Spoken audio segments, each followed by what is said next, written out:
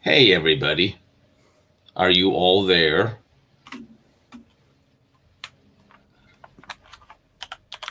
So how's England? Well, we're back to normal weather, so rain. I'm sorry. It's just one of those things. We've had a range of weathers going on, but yeah, it's been bizarrely cold, sunny, and dry for the past couple of weeks, which has got people very, very worried because all of a sudden they're wondering, but there's no rain. My plants, my precious garden. Cold, sunny, and rain, England? Who are you? Yeah, and now it's rained pretty much nonstop for 2 days, so everyone's like, normality has been resumed. I remember childhood in England. I grew up outside London, and there was decent weather for a few days. I have pictures of not rain. Yeah, well, that's the thing. When you get a good day, the skies are really nice, deep blue, and it's excellent for films and photography and feeling good. It's just that'll be like 1 day in 10 if you're lucky. So saying the reputation of palm trees down on the coast is it's just a rumor. There's some plastic ones. You know, they are just so much easier to keep. Mm-hmm. All right, everybody. All right. First of all, I'm really happy you take the time because I love what you do, and Lord knows this is one of these conversations that requires a high degree of intelligence, and Lord knows I don't have that, so I'm looking to you. Well, you're in a bad situation when people are looking to me for leadership, but let's give it a go. It's interesting because I would refer to you as a naval specialist, historian, and I spent most of my life crawling around on bunkers and battlefields and tanks, and we still got to get you to the range when you come over here. Yes. Now that I had another year and a half to range that, it got a little easier. So when I started doing Lost Battlefields, and I write books on tanks and very mainstream, straightforward war stuff. And as I'm looking through some of these locations that the Germans built, you get to the rockets, and then you get to the underground tunnels, and then all of a sudden, other things have made its way into what is now mainstream history, which post-World War II, there was so much that happened, and there was an interesting conversation that started, and no one really knew where it started from. And it's very easy, and that's why I thought we need to have a little talk about what the Germans could actually do logistically, both when it comes to the various Antarctic expeditions and their missing submarines. Because as time has gone by, a lot of this has become part of accepted mainstream history, that some of these things happened, but nobody have actually broken down, well, I'm sure somebody must have, broken down exactly what was possible. Was it possible for them to do some of the things that they have been claimed to do? And a lot of these claims post-war, and I know then that was attributed to Highjump as well. And I figured let's have a pragmatic conversation, because what was actually possible? The German naval situation during World War II was, well, it was going towards precarious. Yeah. I mean, this is the thing. A lot of people come up with this idea of, the Kriegsmarine was ready to fight the Royal Navy. No, they really, really weren't.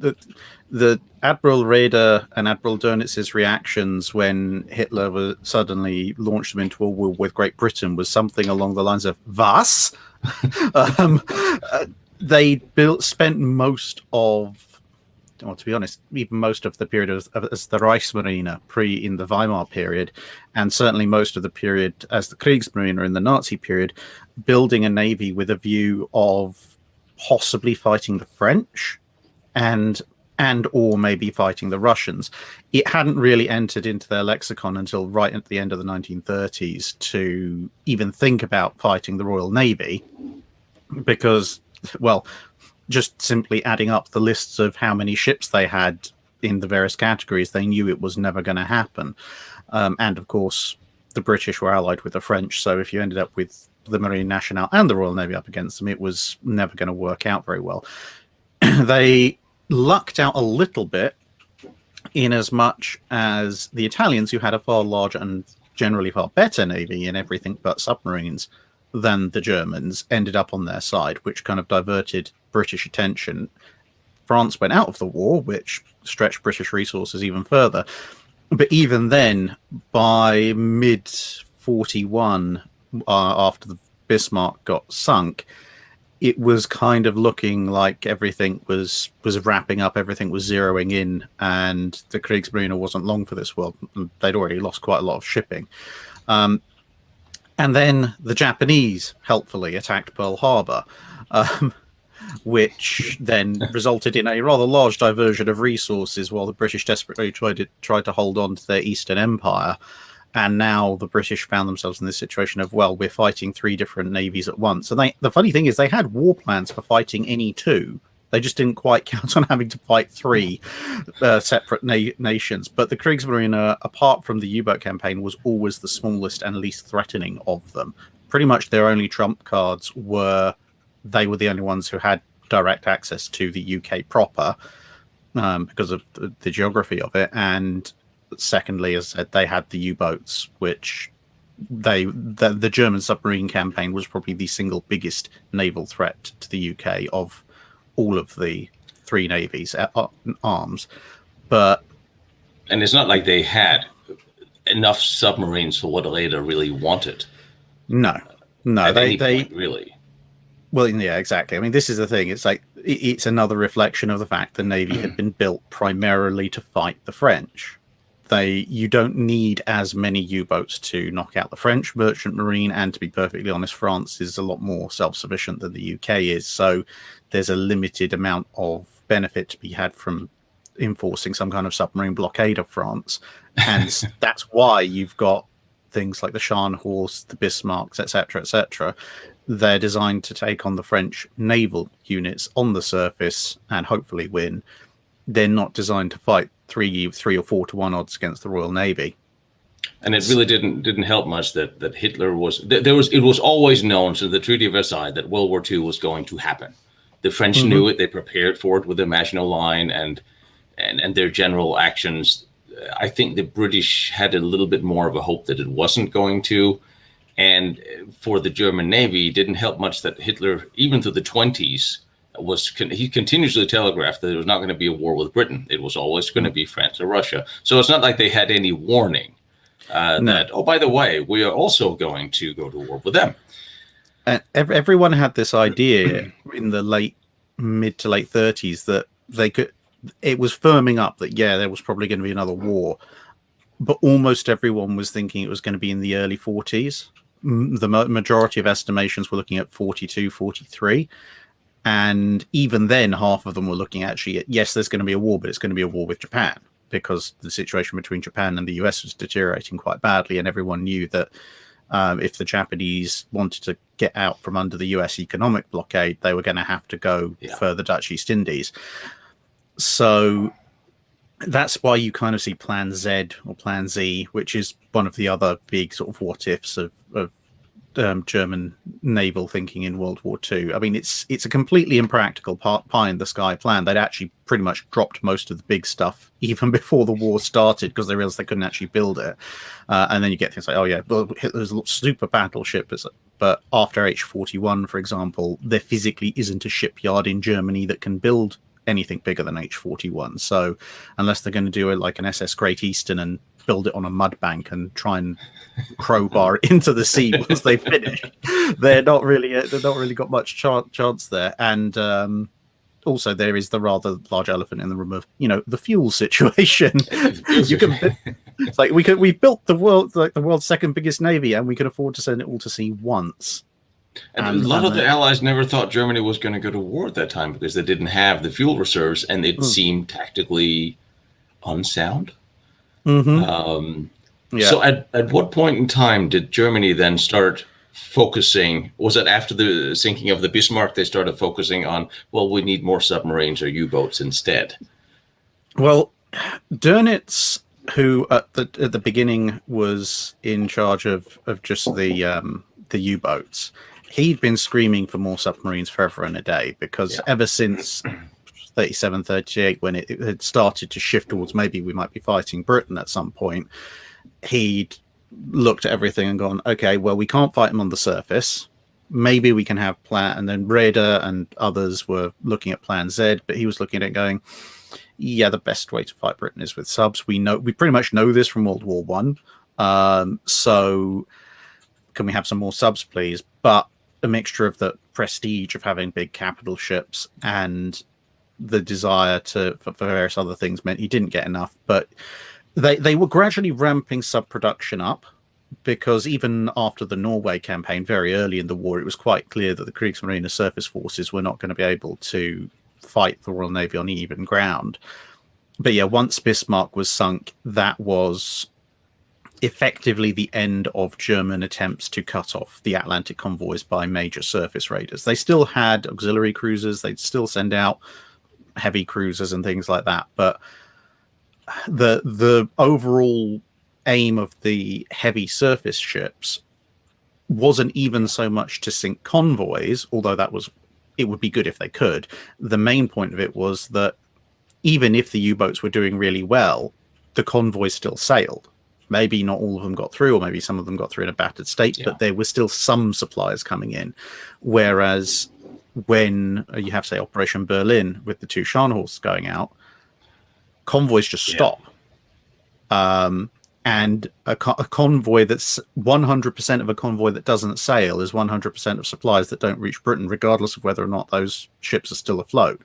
And the idea of something like Bismarck was, the one downside of the Scharnhorst in Operation Berlin was that it was felt they couldn't take on even an old battleship like an R-class. Bismarck could. So Bismarck would be able to do a lot more damage at sea for the convoys it could catch, and would be a much bigger threat, which would take longer to deal with and would therefore hold up more convoys. But with it sunk, and then once you had the Channel Dash, and you effectively ended up with just 1 Scharnhorst left after that, and then America joining the war, they looked at their balance of forces and went, well, we've got Tirpitz, so we've basically got replacement Bismarck, and so we can redo Operation Rheinebung with Tirpitz and maybe Scharnhorst, which is a slight upgrade to Prince Eugen, fair enough, but at that point you've got the States in the war, and Britain's been building more King George V, so now you're facing confronting maybe 3 or 4 full-scale Allied battleships, which you're not even going to get out of the Denmark Strait at that point. So that's kind of when everyone sits down and goes, well, we can use our surface ships against the Arctic convoys, maybe. That doesn't really work out for them too well either. But yeah, at that point it's just like, we need U-boats, and we need a lot of them, and the nadir of everything is the end of I can't remember off the top of my head, it's either 42 or 43, but the Battle of Barents Sea, end of 42, I think. And Hitler's so fed up with the Kriegsmarine surface units, he famously says to just scrap everything and build U-boats. And Raeder manages to talk him out of it a little, but since he doesn't scrap all of the surface units, but from that point on, it's basically what's left of the Kriegsmarine is either sitting in Norwegian fjords playing menacing games with the Arctic convoys, or operating in the Baltic against the one navy they have managed to beat, which is the Soviets, basically playing shore support, and that's it. And everything else that's going on is either auxiliary cruisers occasionally, and mostly U-boats. So from that point on, Raeder started getting a little bit more of what he actually wanted. So when we look at 43 to 45, what did he get? Well, he got a lot of new and fun technologies. The problem was for the Germans, it wasn't so much that they couldn't build enough U-boats. They built a lot. the problem was they kept losing them because the Allies kept coming up with annoying new technologies, and it was this kind of I always like to compare it to that playground game where like you put your hand in, then someone else puts a hand in, and then eventually it dissolves into a massive slap fight at the end. But you just gotta hate it when you misplace your U-boat. I mean, it's just yeah, that's basically what happens in the Battle of the Atlantic, because the U-boats, you get progressively better. You start off with your Type 7s and Type 9s, and then you get 9B and 9C and 7C and 7D types. So the U-boats are gradually improving. They're introducing snorkels. They're introducing new kinds of torpedoes. Towards the end of the war, they've got the sort of the zigzagging torpedoes and acoustic torpedoes. But they're also having to introduce radar warning receivers because the Allies are hunting them by radar. They try to introduce flak U-boats to fight off the Allied aircraft in the Bay of Biscay. It doesn't work particularly well, but it was a good idea. Might as well give it a try. They try to operate right out in the mid-Atlantic using what they call the milk cow submarine resupply subs. Yeah. What is their... how many of them were there? Was about 20 of those made? There's not that many of them, but there's a mixture of milk cow submarines and just ships. They have some resupply ships out there as well. But the thing is, again, it's a good idea, but it's one that the Allies react to, because the whole point of it is to operate in this mid-Atlantic gap where aircraft from various Allied bases can't reach. But that only works for as long as that remains the case. And once you get things like B-24 Liberators converted to coastal patrol work and such, closing that gap, and escort carriers, that tactical advantage no longer exists. And then it's actually a bad thing to try, because you're putting your U-boats through a lot of stress and a lot of work on their engines to get from the various U-boat pens to the mid-Atlantic, to an area where they now have no operational advantage over operating, say, the western approaches much closer. And of course, by doing that transit, they're at risk of being attacked on that transit. So it then makes more sense to either operate much closer to British shorelines, or just go really, really far away. Yeah. If you're going to go... The concept of the milk cow submarines, just explain it, it's the large supply submarine that was built to supply other submarines.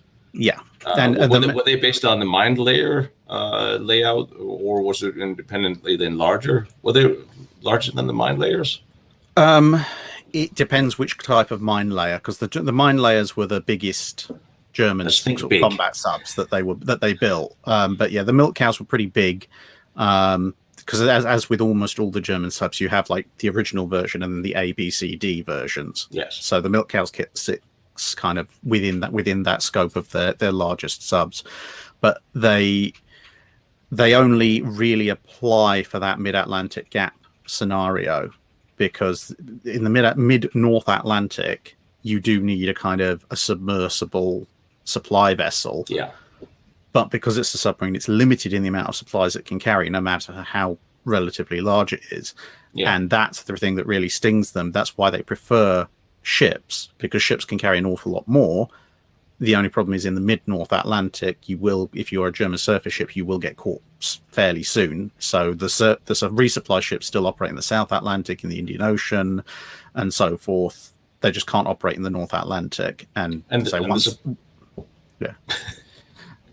the supply ships supplied both submarines and the commerce raiders.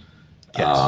And the commerce raiders, they lasted, but the last one, they were all sunk? Most of them were sunk. One of them blew up in harbor. A couple of them made it back to Germany, but then never went out again, or got blown up on their second attempt to go out. They were generally the most successful on a sort of ton per ton ratio. They were the most successful of the German commerce raiding units. But yeah, they could act as resupply units for either submarines or resupply units for the resupply units. Quite often because the actual resupply ships they'd be out there for basically until something really bad broke, or they got interned. most of the time they'd start out with this massive stock of supplies, but then as they ran out of certain things, they could radio back, oh, we're out of U-boat engine ball bearings, or we're running low on torpedoes.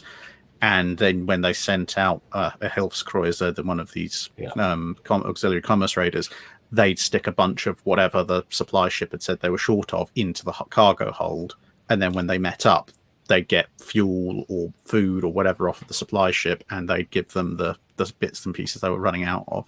And the interesting thing about the commerce raiders and the commerce raiders supply ships, I'm assuming as well, where they had this wonderful ability to disguise themselves as something that should not be sunk by the Allies in general. They all go? I was going to say, and they can also, because they not only can they pretend to be not German, but because they're out there in sort of the wider world beyond the North Atlantic cauldron, even if they are ostensibly themselves, they can still enter and trade at neutral ports, such as there are, especially in South America and places like that. Sometimes they would prefer to try and enter disguised, or give some kind of false credential, or even send a prize ship in under its own flag or something like that, because Allied intel agents were present in these neutral ports. So if a ship flying a German ensign sails into, I don't know, Argentina and says, hello, we'd like to buy fuel, food, etc., machine parts, and then leave, the British can't do necessarily anything about it while it's in that port, but they can be on the radio and say, oh, you'd never guess who's just shown up in Buenos Aires. You might want to have a cruiser waiting offshore in a couple of days' time. So they had that chance, but it was a little bit fraught if they ever tried it. So it does seem to me that if I were to leave Germany at towards the end of the war, a supply ship would be preferable to a heavy ocean-going submarine. Although they could both reach Argentina, are they all accounted for? I guess the German supply ships are eventually all accounted for. This is the thing with them, because they are so large, and they're not going point to point as cargo vessels. They're stocking their cargo holds with food, fuel, spare parts, and everything that they need, which means they can stay out at sea for stupidly long periods of time. With support, some of the German auxiliary cruisers, which are obviously doing a bit more active sailing and therefore a bit more wear and tear, even some of them are out at sea for almost 2 years before having to come back for resupply.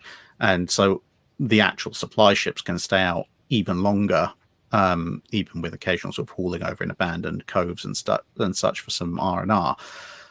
But the flip side to it is that, one, they're on the surface, so a lot harder to hide eventually, and two, they do have to come in at some point, and they're not armed, the resupply ships particularly, so they've got no particular reason once the surrender is done to not come in, and you can't really just hide away with one. So eventually they're all accounted for. It does take a little bit of a while for all the supply ships to get the message and then to all show up from various places.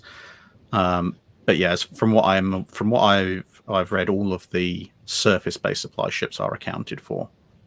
Because there were plenty of ports again down towards South America and Spain and the Canary Islands that where they could have fueled and refueled also after the war.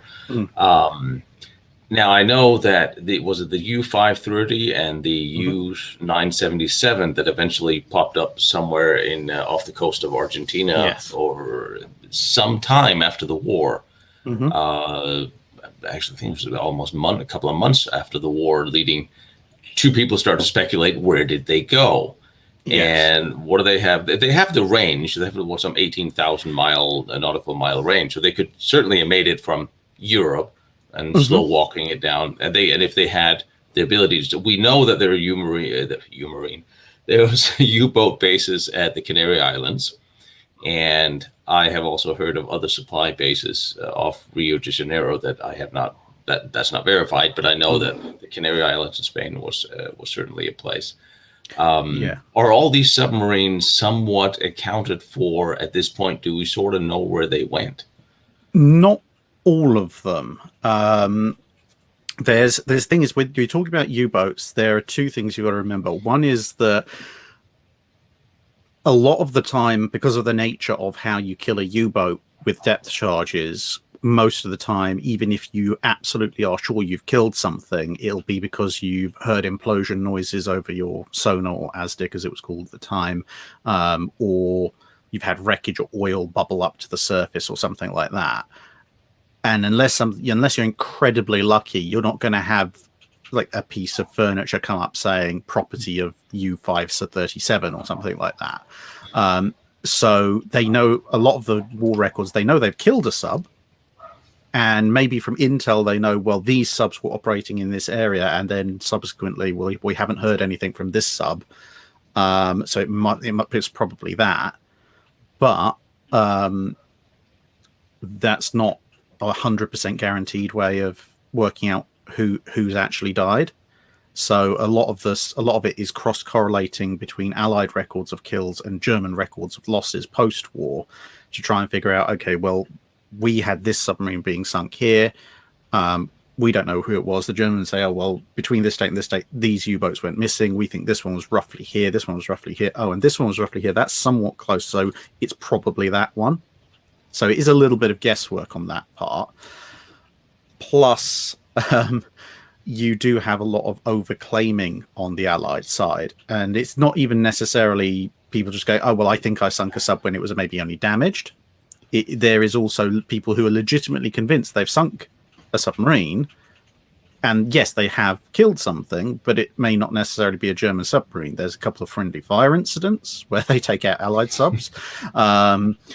There's a fair number of poor old whales who end up getting depth charged and torpedoed for their trouble.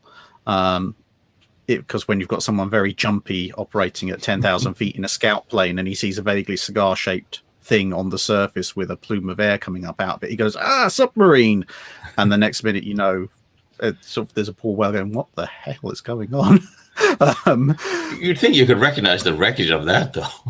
Yeah, but the thing is, this is the thing with the prevalence of aircraft. If the aircraft sees a big explosion and it sees some sort of chunks of something floating on the surface, they're not going to fly 50 feet down to take a look.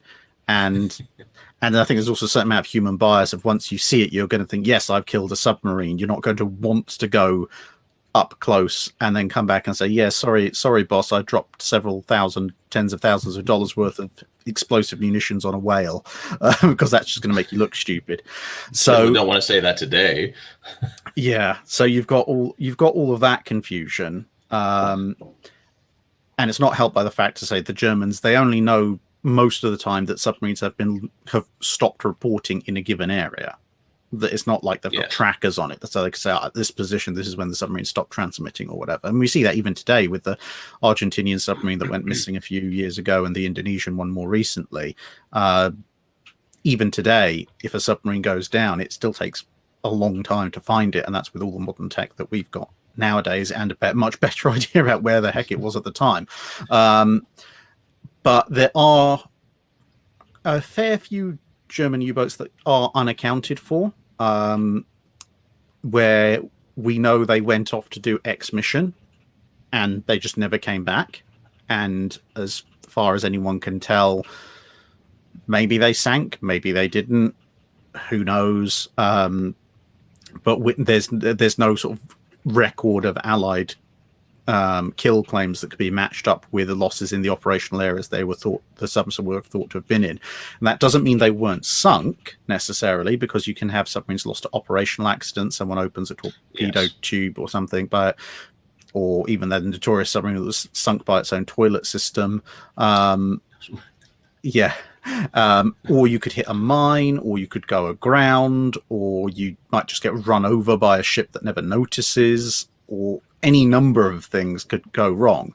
So because a submarine has gone missing and is unaccounted for doesn't necessarily mean it was on some weird, mysterious mission. It's just time and unforeseen circumstance. But of the submarines that are sort of missing in action, there's a handful that are missing in action towards the end of the war. because a submarine that's been missing since 1943 is very unlikely to be trying to set up a secret Antarctic base 3 years later. Plus, it'd have to be big enough to actually be able to reach some sort of post-war Allied location.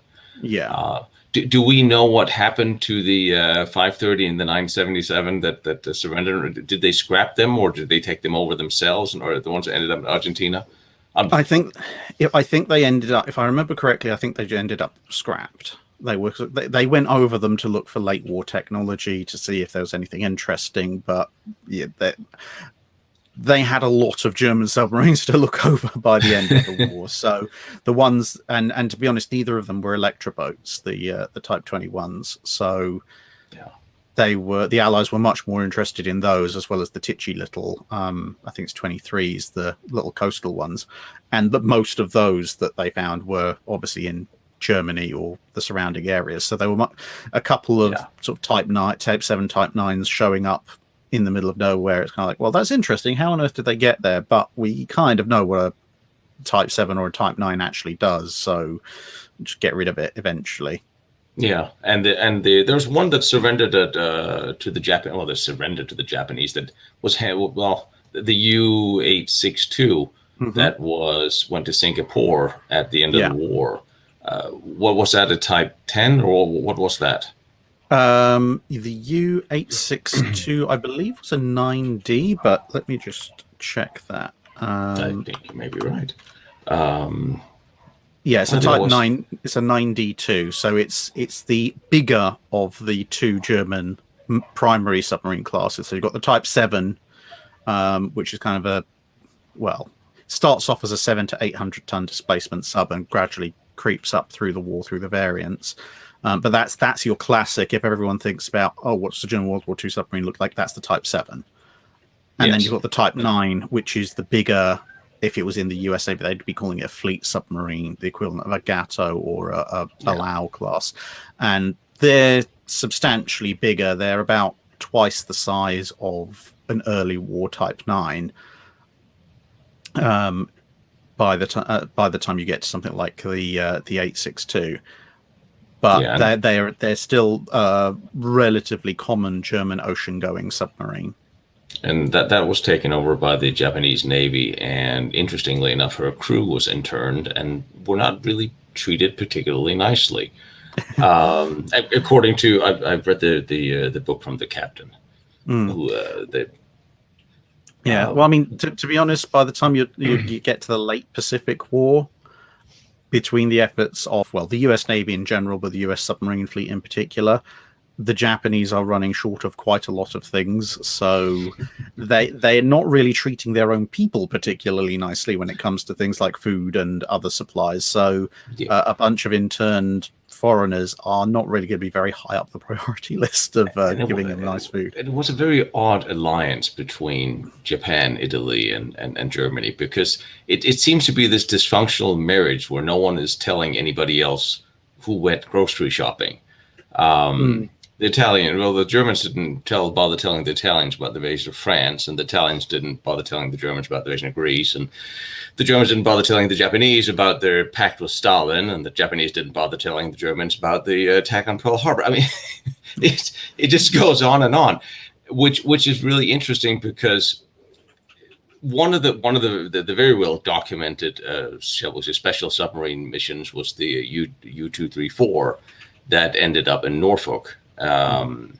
Where it surrendered a whole lot of very interesting German technologies, and that's verified, and the manifests have been accounted for, which included some infrared proximity sensors that were very similar to the ones that we used in the plutonium bomb, because we need to set it off. And incidentally also the scientists who made them, and a Luftwaffe general, an ME-262.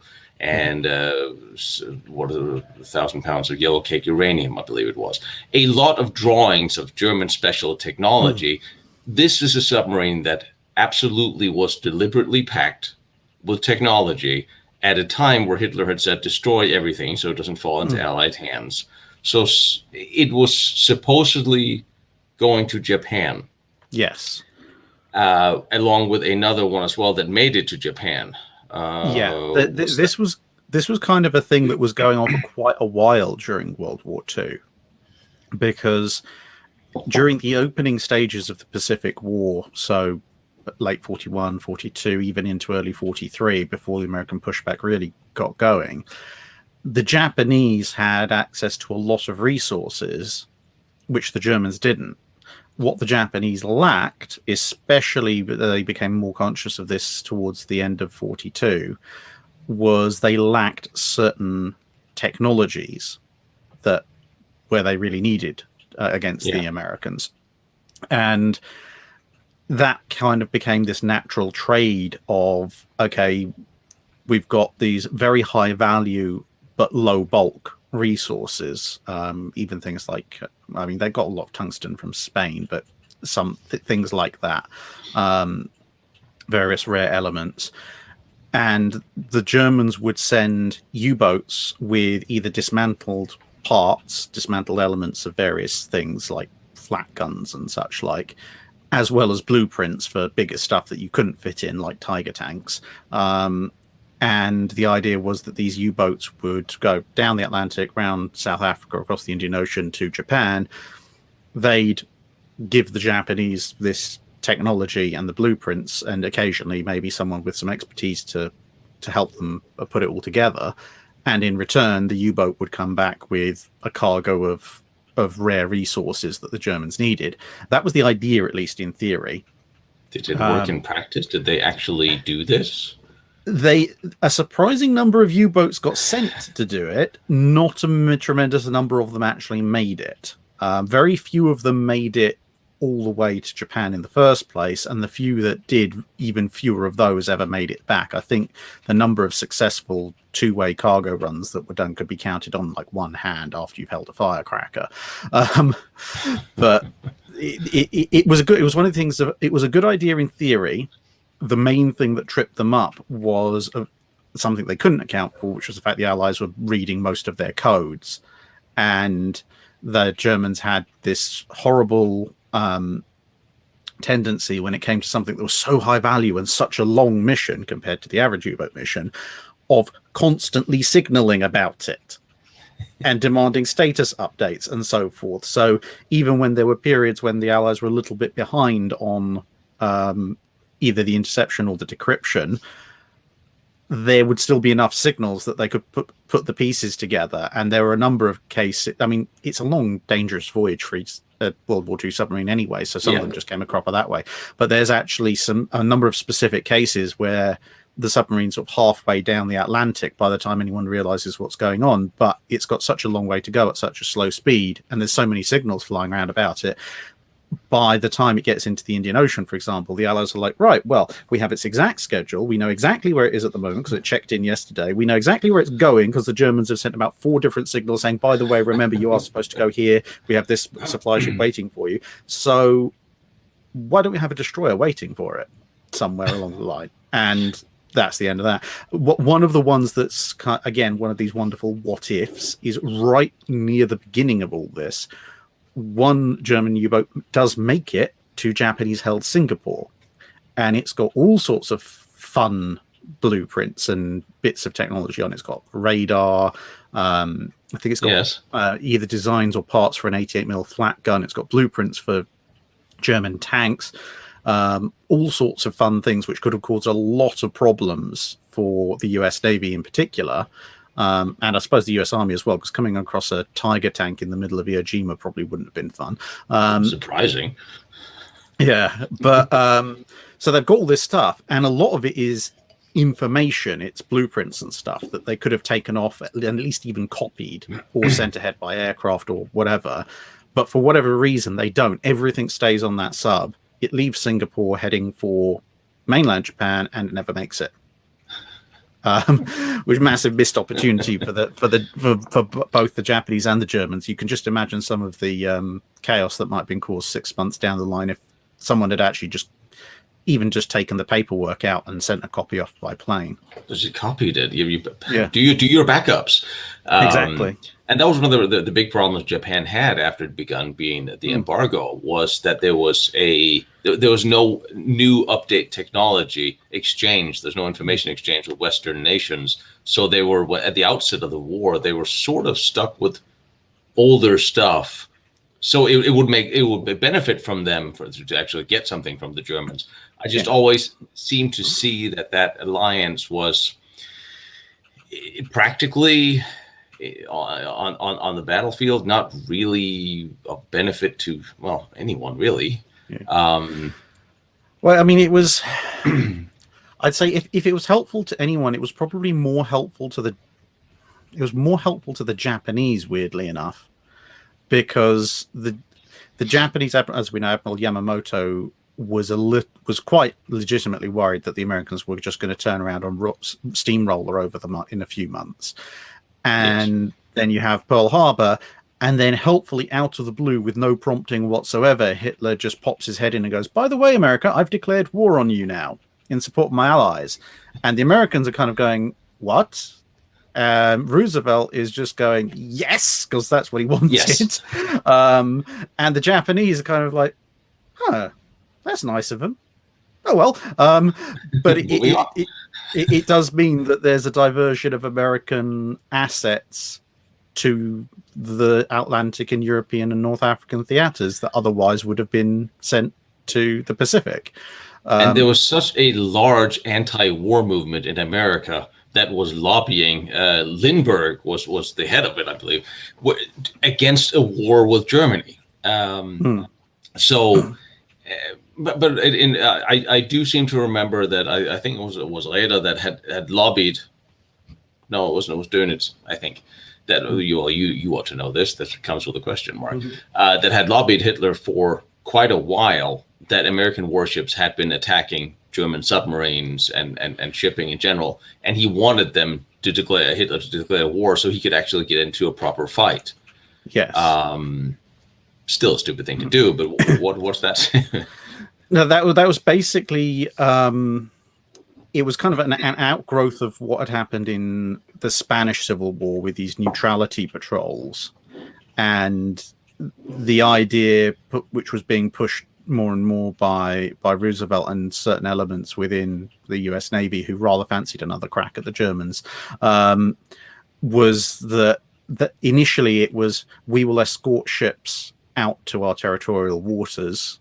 And then there was gradually more and more interpretation of, we've now reached what you can, sort of the pretzel you can twist the legalities into for territorial waters. Now we're just going to declare an area of interest.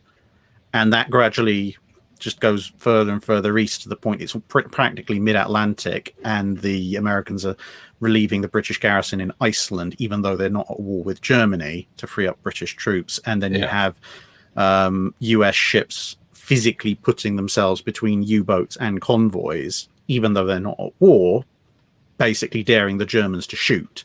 And that's how USS Reuben James famously gets torpedoed. Because sooner or later someone's going to take the bait.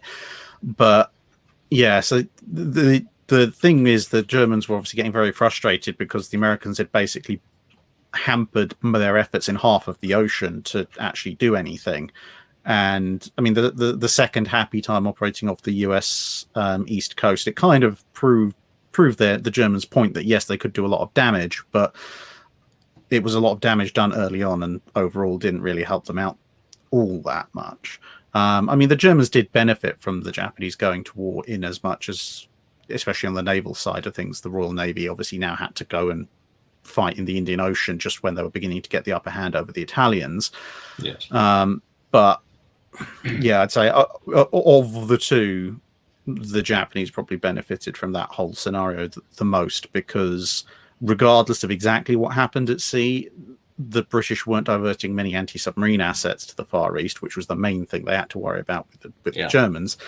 And let's be perfectly honest, neither the British nor the Americans were in any way, shape or form ready to try and invade continental Europe much before 44. They kept talking about it in 42 and 43, but pretty much every time they talked about it, someone or other would just stick their head up and go, yeah, but we don't actually have the men or the ships or the equipment to do that yet, so let's not.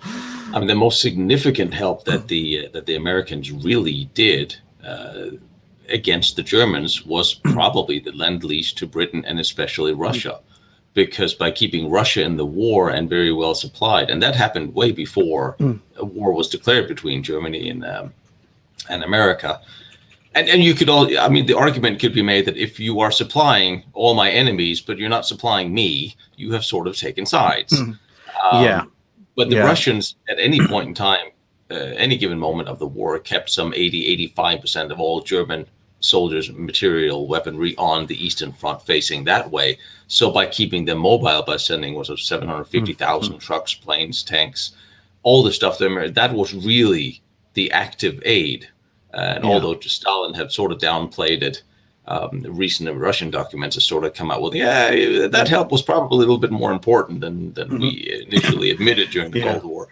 One of the things that you've got to remember about the whole situation is that the Americans were playing with a very interesting, the British sense of the word, definition of the rules, in as much as they weren't saying, we are just supplying your enemies. Their official attitude was, anyone who shows up at our ports with a ship, with an empty ship, we will sell goods to if you've got the cash. It was literally, Khajiit has wares if you have coin. The fact that the British had completely blockaded the German merchant marine in, and so they couldn't physically go to America and certainly wouldn't survive the trip back, was a minor technical detail that was nothing to do with the Americans. It was you're right, because it's not like the American companies that did not trade with Germany throughout the war in various ways. It just sucks that you can't get to our lovely ports and buy all of our lovely goods. Oh, well, what a tragedy. That reminds me of the World War I German submarine mission to New York during the British embargo to get rubber. And it was more propaganda, but I thought that was that's probably a movie that should be made. That sounds like an interesting mission. Yeah, that was basically a similar situation of the Americans at that point going, we'll quite happily sell to Britain because Britain can send ships and gold to pay for all of our stuff, or eventually get loans to pay for all of our stuff. And when the Germans showed up with the Deutschland and the Bremen, they were just like, well, you're here, you've got the money, so you can have the goods and hope to see your one ship again in a year or so. So how did they get this? Was World War I, and we had German submarines that made it all the way to America and back again. Well, obviously they fueled in America. I didn't even know that World War I German submarines had that kind of range. So the Deutschland and its sister ship Bremen, they were specifically they weren't converted military subs. They were specifically cargo carrying subs built for that purpose, considerably larger than anything that was being used for military purposes underwater. And to be perfectly honest, they were more a kind of submersible cargo ship than they were a submarine cargo ship, in as much as they spent 95% of their time on the surface. They just dived for the purposes of getting past the blockade and such. But even then, even though they were massive for their time as far as submarines went, they were still pretty dinky compared to just generic cargo ships of the time. So as you say, they're there to get the strategic materials that you need in small amounts. And also I then remember that and we got to talk about our lovely Italians that no matter what side of the war they start, they always end up on the winning side. That's an interesting trick how they do that. And the Italians had some fairly large submarines as well, and a few of them, I think 3 of them, ended up in German hands. Some of them they never were. Most of them were never completed. What happened to them? So the Italians, I mean, obviously the Italians as a whole nation, they bow out of the war in 1943. So anything that's left after that is basically completing what they were building at the time, if they can. And you have a small fascist puppet state, and you have the Italian co-belligerent navy, which is kind of the bits of the Italians that have joined the Allies.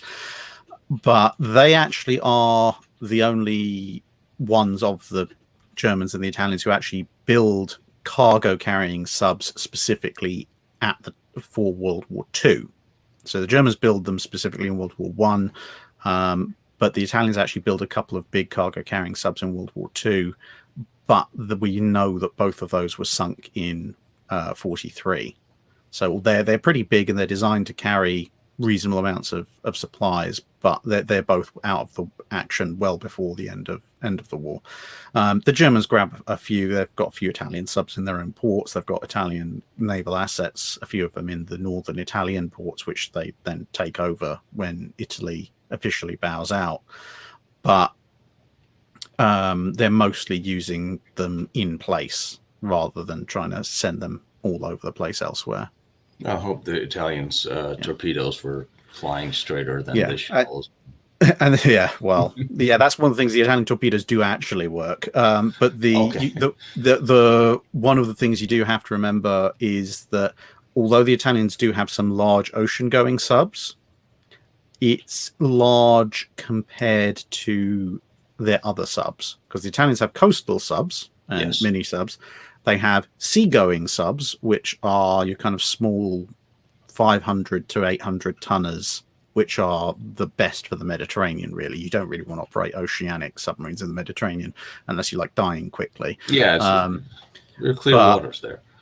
Yeah, and then you have the ocean-going subs, which are their biggest ones, but most, not all, but most of the Italian ocean-going subs and all of the ones that they're building outside of those cargo subs by World War II itself, they are big enough to go out into the ocean and conduct warfare, but they are actually still smaller than the German Type 9s. Okay. So they're kind of a midpoint between the Type 7s and the Type 9s. You've got one or two, like there's one that was being refitted to conduct a one-plane air raid on New York before it got sunk, which are a little bit bigger, but they are very much, they're very much pre-war designs. They're not a production model at the time. So let me see. One of the interesting things that has always been said was tying into who was in charge of all the German submarines, which was Reeder and obviously the Navy. Yeah. And then it had been claimed that now Germany was an interesting entity with several entities. You had the SS entity that pretty much replicated everything the army did, but they had their own. Then you had the Air Force, and the Air Force had their special units, and you had the Navy. And then you had the party that was run by Bormann. And it was so said that Bormann had several submarines, large submarines, under his disposal, had been claimed, that was going to South America with the traditional expected cargo of gold and valuables throughout the war.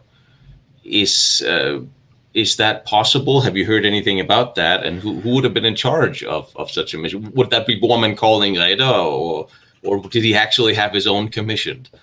I haven't heard of Bormann having his own separate subs built for that purpose. My suspicion would be if he was going to be pulling that off, it would probably be better to just pull it off with existing U-boats. So he would be getting on the phone to Reeder, and then Reeder would be getting on the phone to Dönitz, at least until Reeder resigns, and then it's just Dönitz.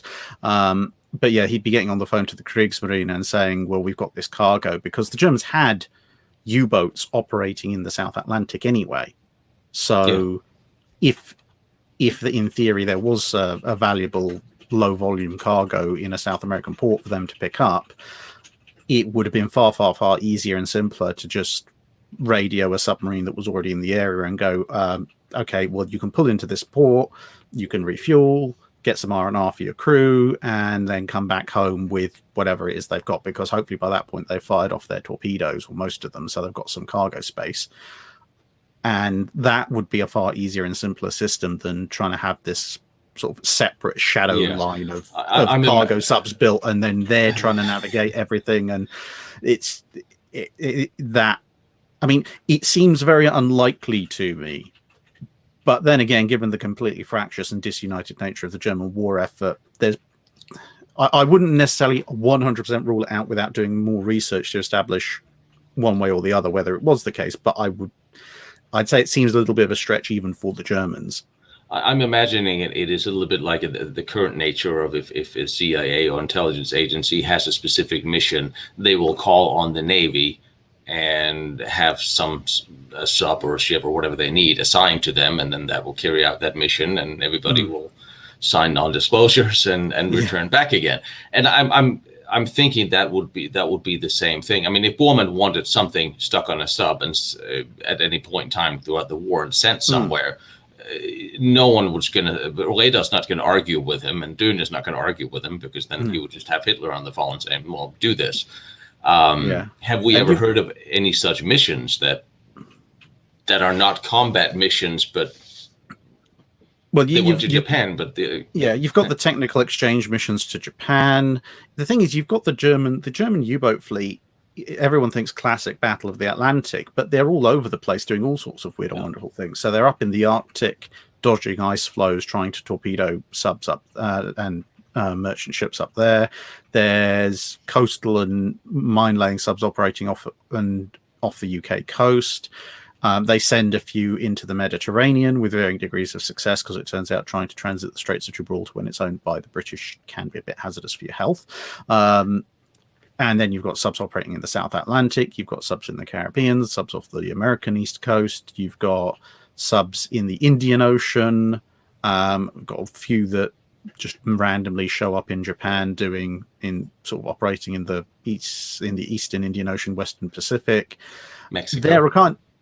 They're kind of all over the place. They in part, it's because of the success of especially by the mid-war and onwards, because of the success of the Allied anti-submarine effort in the North Atlantic. They're sending almost, if you like, feelers across the world, trying to find somewhere where they're not going to pop their periscope up and immediately be jumped by 16 aircraft, 4 sloops, and an escort carrier. So that's actually very interesting. That's very interesting. I would probably see if I could get a disguised commerce raider or supply ship if I was going to bring anything. I don't know if we know any of those were ever supplied in South America.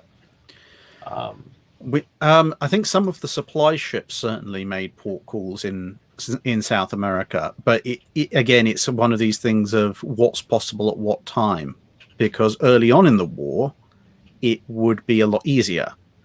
Later on in the war, Brazil, for example, is never the greatest friend of the Germans, but later on in the war, Brazil declares war on Germany because the German submarines keep sinking Brazilian ships off the Brazilian coast, which they're not particularly fond of. So that makes life a lot harder for any potential supply runs to South America. It basically means you're effectively down to Argentina, because Brazil's firmly on the Allied side, and Paraguay, which obviously Montevideo, where Grash Bay ended up, they are leaning more heavily on the British side of things, so they're not going to be excessively neutral. Yes, and you don't want to go around the Cape down at the bottom of Tierra del Fuego to try and go around to the other side of South America, because to be honest, on that side of things, you've got Chile, which is again British aligned, and then you've got Peru, which is, with all the best will in the world to Peru, not exactly swimming in resources. My mother's home country, Bolivia, which is landlocked, which you're going to have great difficulty getting a submarine to as a result. So yeah, it's basically Argentina or nothing at that point, because all the northern coast South American countries are either, you've got like British Guyana, French Guyana, they're either Allied owned or Allied aligned, because the Allies are buying oil and fruit and everything off of them. So it's by 42, 43, it's basically, do you want to go to Argentina or not? So you stop in Spain and then you go to Argentina or else. Yeah. But you said something that's really interesting, because Brazil, as you said, like I said, the German subs kept sinking Brazilian naval ships. Now, that will sort of take care of one of the claims that the Brazilian Navy had rented an island to the German Navy, from which they supplied shipping. And I think it's called Trinidad. Not Trinidad, but Trinidad. Yeah, there's loads of Trinidad Del something or other in South America. It's in the one in the water, not the one in the bay. Yeah. There's one of those too. And apparently there's a restaurant in Rio de Janeiro. Never mind. So that probably didn't happen. The Brazilians probably didn't rent them an island. The Brazilians are probably not going to be renting an island to somebody they're at war with. I mean, I can see a potential case for maybe at the beginning of the war, if there's a pre-existing commercial agreement or something for, say, the German whaling fleet or something like that. Well, this gets better. This was 45 to 47. No, at that point, claim. No. In 1945, the only thing the Brazilians are going to be renting the Germans is time bombs, just to make their job slightly easier.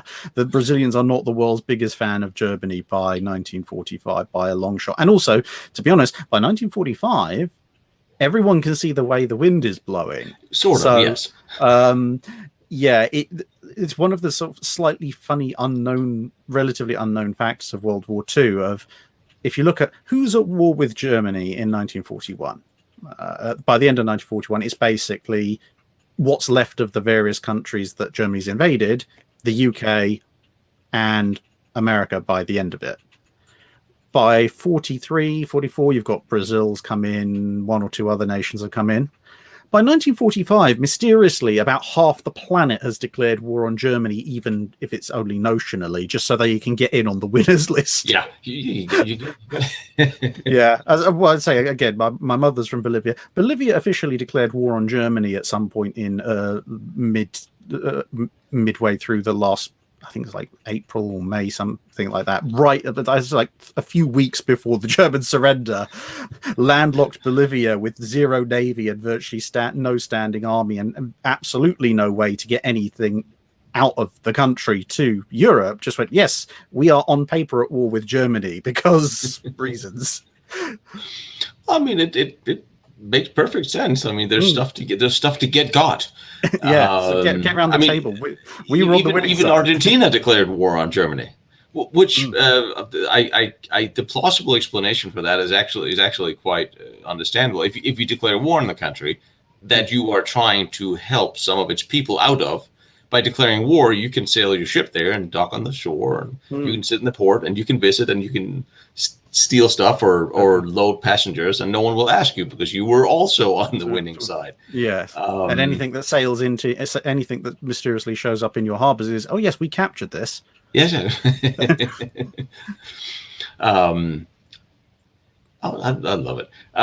So one of the other things, other than, well, I mean, we know Germans ended up in South America in various countries, and some of them probably paid a bit of money for their stay and a little bit of help. And I could see that throughout the war, even with countries they were officially about to be at war with, if some sort of economic exchange is at hand with the local captains to fuel up your sub or whatever, possibly. But the Germans did have a few Arctic and Antarctic bases or little air stations. They even had one up in Labrador Island. They stuck up a weather station, automatic weather station that only lived for a little while. That was set up by a submarine. But they did one in the Arctic. The Antarctic, the other cold place, the South Pole, and that one, where they stuck up, what's it called, Schatzgrube. It's not. It was always translated to treasure grabber, which was actually the name of the German that did the mission, and they said in 1943 up in Franz Josef Land, and. The concept was set up in 1942, and they set up a handful of people. It was sailed out from through Kiel, through Narvik of the U-387, and they set up a weather station there, and they were a handful of people. And then they were resupplied by the U-387, and they were parachute drops made by the Focke-Wulf Condor aircraft until they shot a polar bear and ate it, and it was kind of raw, and they all got sick, and they were all airlifted. Cook your damn meat, tartar polar bears. So the Germans had actual missions in very cold areas. But what would it actually take to supply a mission like that there? Traditionally, if you take soldiers today, we require about 20 pounds of supplies a day, not including drinking water, or if they're on the ice, fuel to melt the ice into water and keep warm. But it could be done. Yeah, I mean, this is one of the big problems with trying to set up any claim of setting up any kind of Antarctic secret base of any substantial size with submarine resupply is submarines are actually awful for resupplying things. So to give a good example, during the Guadalcanal campaign, the Japanese tried resupplying their troops on Guadalcanal using submarines for a bit. They had to give up that idea because the submarines couldn't carry enough supplies, both in terms of bulk and in terms of weight. And they were transporting sort of 20, 30 tons of supplies per submarine. Now, okay, they had a lot of people on Guadalcanal, so they had to transport a fair bit, but that was just food and medicine.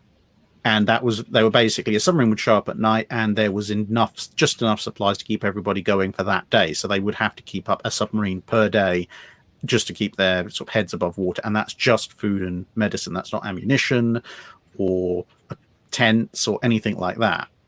And that's on Guadalcanal where, okay, it's probably a little bit too warm, but it's warm. You're not having to build bunkers and heating systems and full-scale buildings to stop yourself from freezing to death. So if you're trying to supply a base in Antarctica, well, as we know from like these days when we have bases in Antarctica, you've got to supply everything: clothing, food, fuel, medication, probably not ammunition because there's not really a lot to fight unless there's a particularly militant penguin, but spare parts, building materials, all of this kind of stuff is going to have to be there. Plus, as you say, like how much food does everybody need per day, etc. And you're not going to be sending a sub there once every single day. It's if you were even going to try it, even if we ignore all the like icebergs, ice sheets, the fact that it's much more frozen half the year than the other half of the year, you're not going to get a tremendous amount per sub. And the other thing to bear in mind is that when the Japanese were doing this and getting 20 to 30 tons of supplies, they were using a Type B1 cruiser submarine, which is about 2,600 tons surface displacement, almost 4,000 tons submerged, which makes it about twice the displacement of your larger typical Type 9s, maybe 50% larger than the very last models of Type 9s, and well over twice the displacement of a Type 7. So if you can only get 20 to 30 tons of supplies on a submarine that size, which would be, for that kind of mission, the kind of submarine the Germans wished they had, short for something like an I-400, a Type 9 or a Type 7, unless you completely stripped it of everything torpedo-wise and down to a skeleton crew, and you probably aren't going to be able to do that because it's got to go a very long distance. You'd be lucky to bring 10, 15 tons of supplies, and okay, maybe a visit every 2 or 3 months with 10 to 15 tons of supplies might keep half a dozen people going at a manned weather station or something like that. But you're not, unless there's basically a near constant parade of subs going up and down, you're never going to get enough to do much more than just that. And bear in mind, obviously, it's not just a case of from sub to sub. You've got to be doing this with enough build-up of supplies that if a submarine or two misses their rendezvous, either because they hit an iceberg or they get sunk by Allied shipping, then you're stuck. You've got to hope that you've got enough supplies to last you through possibly the entire Antarctic winter. And what is interesting about this, if you take that, the German mission, which was not the Antarctic, where they had the naval, which is on the other side, and the Russians found it some years ago, and the one they were rescued from the polar bear meat, you had a much different weather situation and ice situation than on the Antarctic. And they had quite a bit of logistics. There's some 500 artifacts that's been recovered sitting in a Norwegian museum. They even put landmines up around up there. I don't know why, because it's a weather station, and because the manual says we must put the landmines out. I suppose also, to be honest, if you're stuck in the Arctic, what else are you going to do? Well, apparently shoot polar bears and eat them. Yeah. They all got sick and they all came back. But that was quite a bit of logistical feat. Now, if we get to Antarctica, which is a whole different animal, and there's so much talk about especially a post-war German base and Antarctica, and I think we need to look at exactly what Antarctica is, besides 10,000 nautical miles away from Germany. You're looking at a place that is 7-8 months out of the year complete black, which is the winter. The winter starts around February. The war ended in April, May, which means Antarctica is deep winter.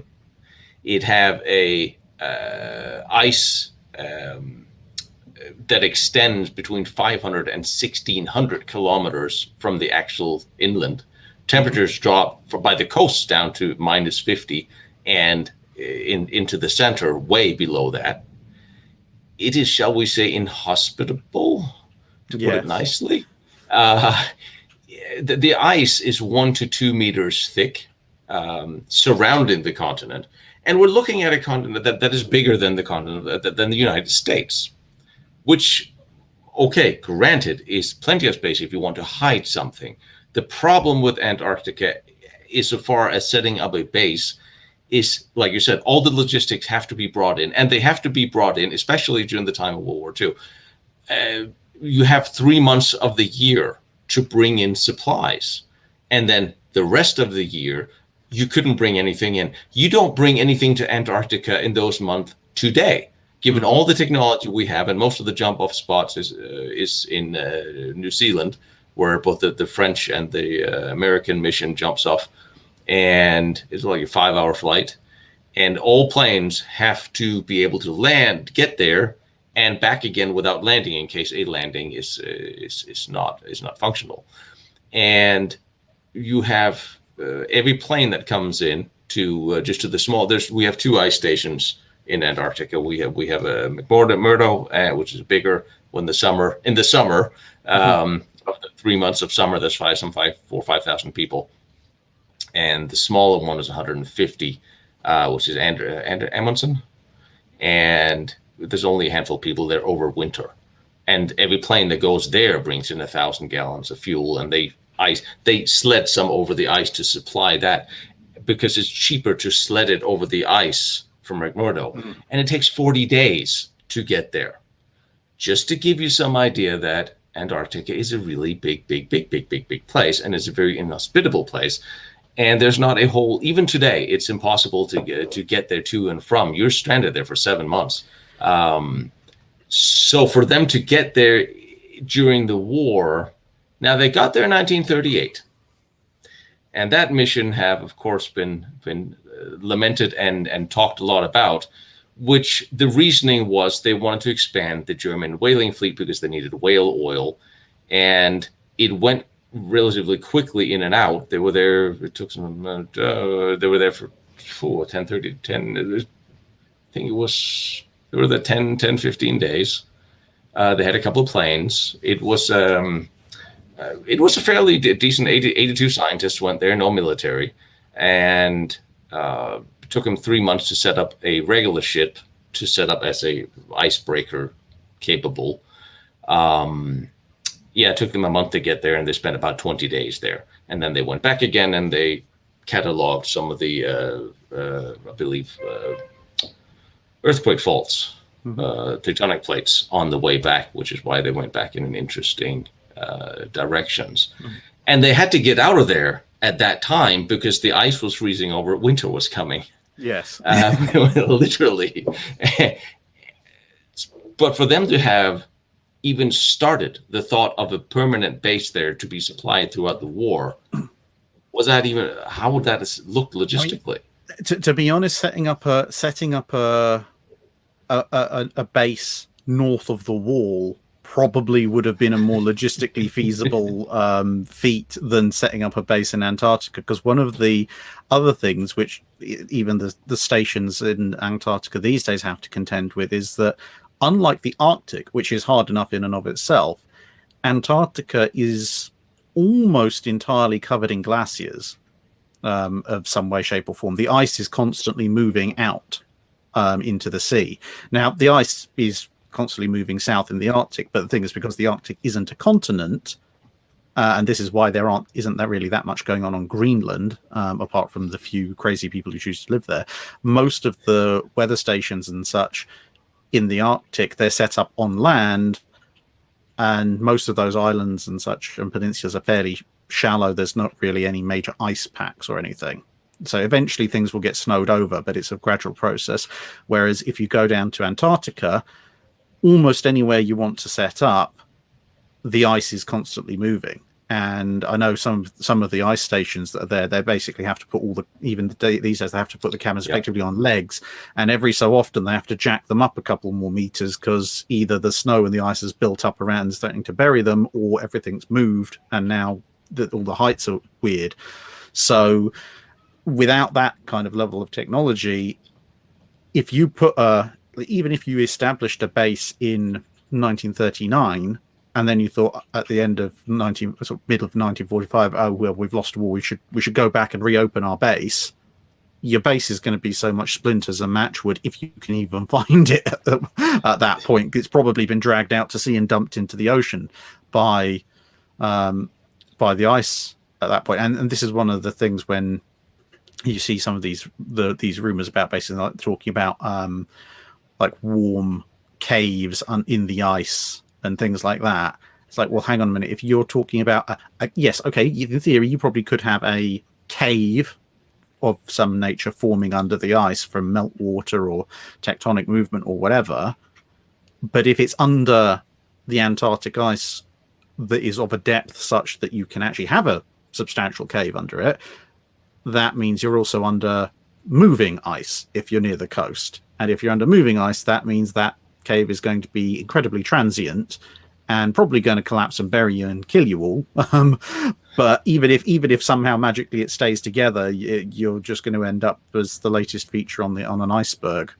Which is actually interesting that you mention it, because there's an island in Antarctica called Deception Island, which is a volcanic island, which is hot and had hot springs and is warm, and it was an old whaling station because, well, it was warm and there was no snow or ice there, so they could set up. The only problem with that is there's every now and again sporadic outbreaks of volcanoes, which is why it's no longer a whaling station. But there's a whole lot of remnants of it and buildings and old scrap. But you could actually pull your shorts off and jump in the water there and not freeze to death. And there are areas like that in Antarctica where you have, I think it was it is very hard to measure things in Antarctica because there's no points of reference. It's just all white stuff, except there's a plot in of natural cold that's exposed in some 300 square miles. That there's footage of, and Admiral Byrd, that we'll get to in a minute, also talked about it. The natural resources that nobody's allowed to actually mine because it's not a heritage site, or the word I'm looking for. You're not allowed to do stuff. Yeah, nature preserve. Nature preserve. Yeah, it's an international nature preserve. Not even so. Everybody is. But even if the Germans were to have found a place like that, if they had found, they went into Dronningsland actually Norway was the first country invaded by the Germans in World War II. The Germans invaded Norway and declared it theirs in 1938, just part in Antarctica, so theoretically. So of the 82 men, let's say they found a place that was a wonderful place to be, and they set off 10 or 20 people with supplies. Well, how big a ship was this and how many supplies, because these people would be sitting there for 7-8 months, and now we're looking at a regular stream of supplies to Antarctica within those months to supply those people to build that base.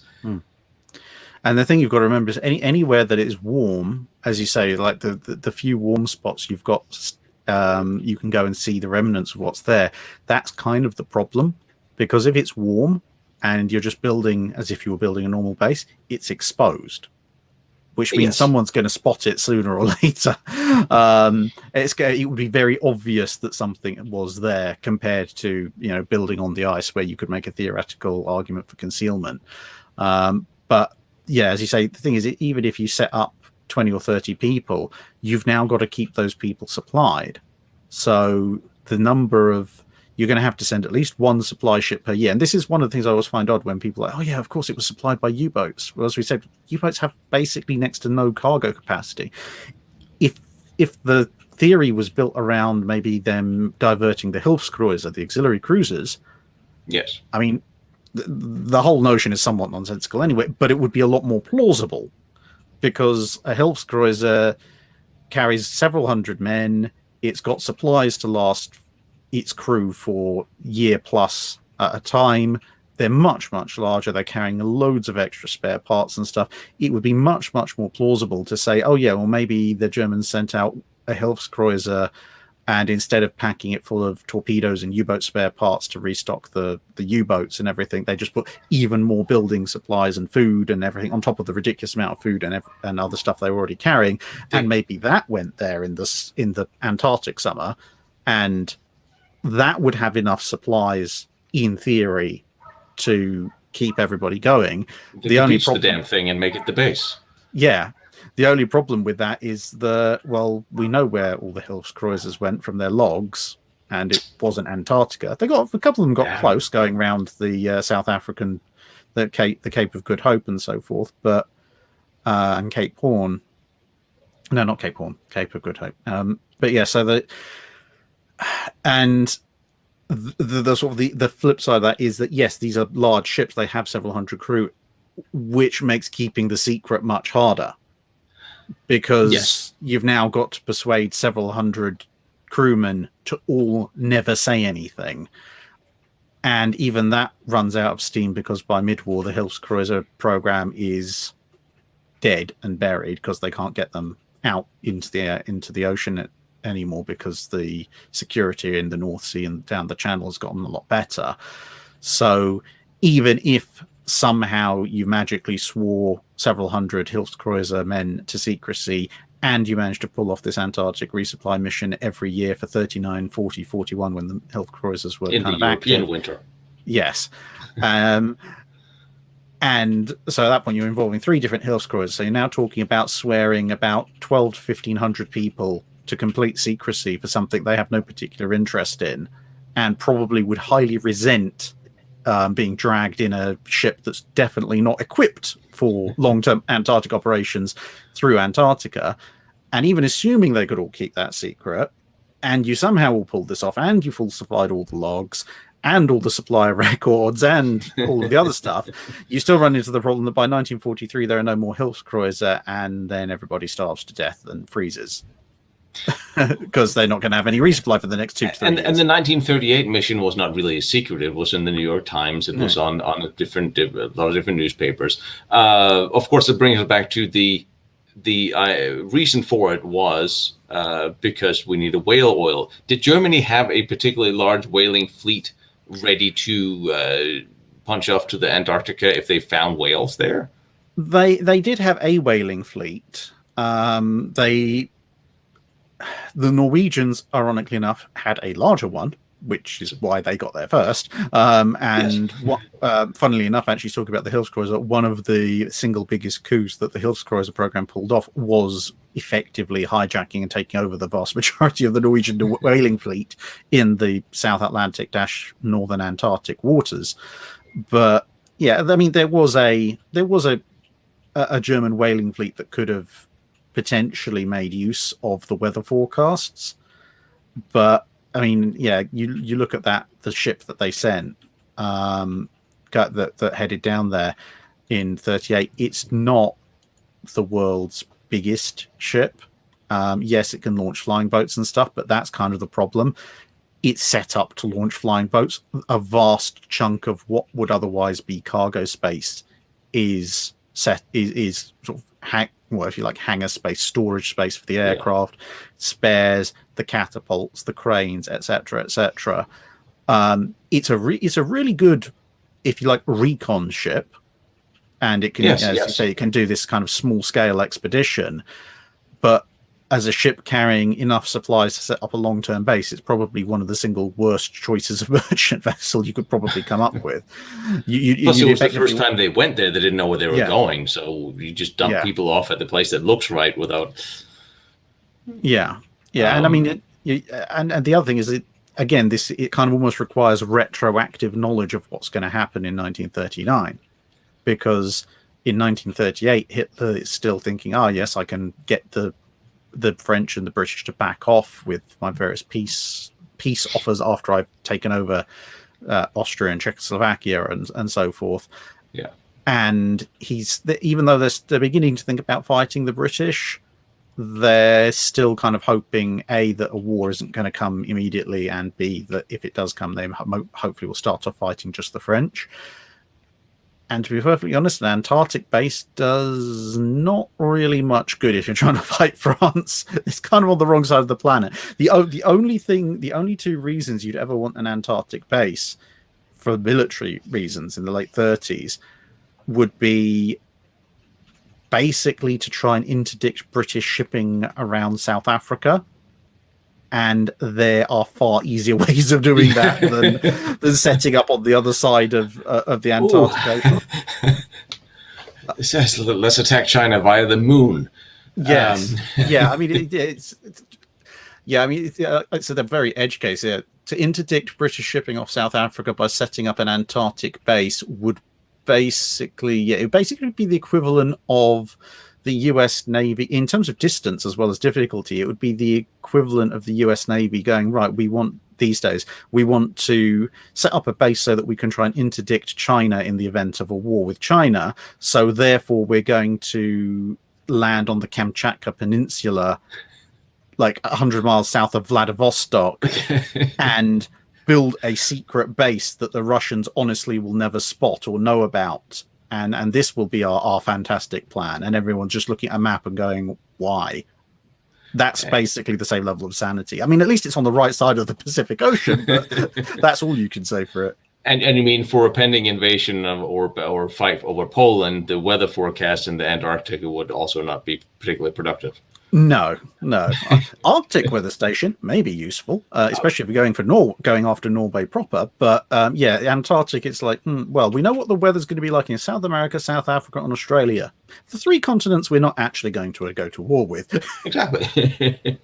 Well, at least so the whaling fleet. So there were ships that could live down there for no particular reason. And it's actually interesting because in 1944, Great Britain occupied under Operation Tambourine.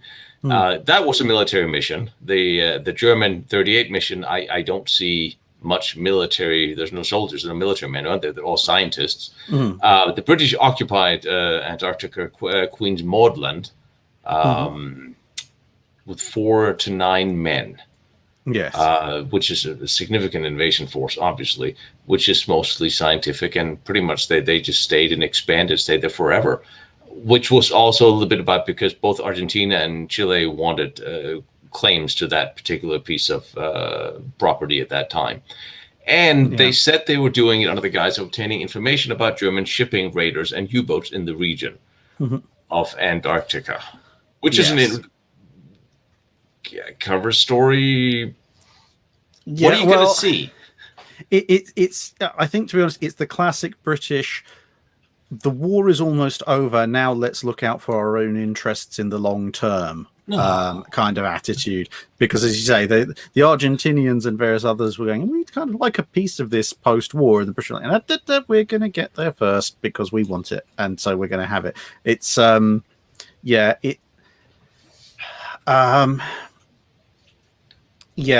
an awful lot of and I know this is going back into a little bit of the 19th and early 20th century, but I don't think much of the attitude had changed by World War II, because bear in mind, you still have the Colonial Office at that point.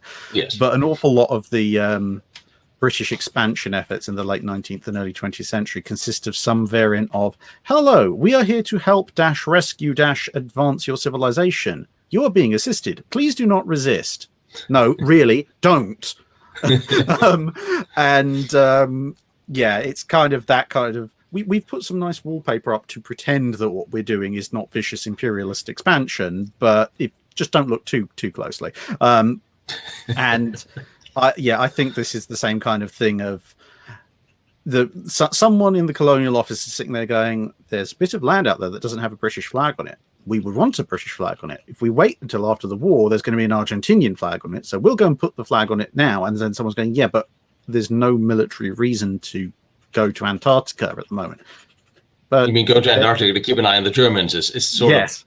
Yeah, it's just like, well, you can just see someone sort of scrambling through various wartime notes and going, well, there were some German raiders and they operated in the South Atlantic, and some of them went to the Indian Ocean. So if they went to the Indian Ocean, they would have had to go around South Africa, but they would have gone far around South Africa, because if they were too close to South Africa, we would have spotted them. So therefore, they would have had to have gone somewhere near the Antarctic. So in theory, if we're in the right place in the Antarctic, then we can spot them as they go past, because they'll never be looking south, they'll be looking north. And then someone else going, yeah, but that would require us to be setting up opposite South Africa, and we're setting up kind of more opposite South America. And then someone's going, shut up, we're doing it anyway. That's our cover story, and we're sticking to it. Yeah, that's kind of what I like looking for German warships at the end of the 44 in Antarctica seems a little optimistic. So yeah, we'll go with the cover story part. But now you've painted such a grim picture of the situation for the German Navy in late 44 and 1945. It seems that Germany was, and all the seas were pretty much occupied by all these angry Allied warships. What did Germany have left at the turn of 45 that would float? Or they were still churning out U-boats. Yes. They were trying to get the Electra boats into service as well. But the main problem they had with the U-boats wasn't so much their inability to turn them out, although the quality control was beginning to suffer. It was by late 44, early 45, one, they'd lost access to the French Atlantic ports, so everything was having to operate out from Germany and Norway, which limited their ability to get out into the Atlantic anyway, hence the increase of coastal operations. But it was also the quality of the crews, because almost every U-boat that goes down either takes its entire crew with it, or if some of them get to the surface and some survivors get out, they're ending up in prisoner of war camps. So basically, if you lose a U-boat, you've lost that crew, whether permanently or they're prisoners. Doesn't really make much odds in this. You don't have them in your navy anymore. So whilst there are some experienced crew who've somehow managed to survive thus far, and the new guys are kind of thrown through training relatively quickly, and to be perfectly honest, if they were going to be decent-ish U-boat crew, they probably would have been in the Kriegsmarine several years earlier.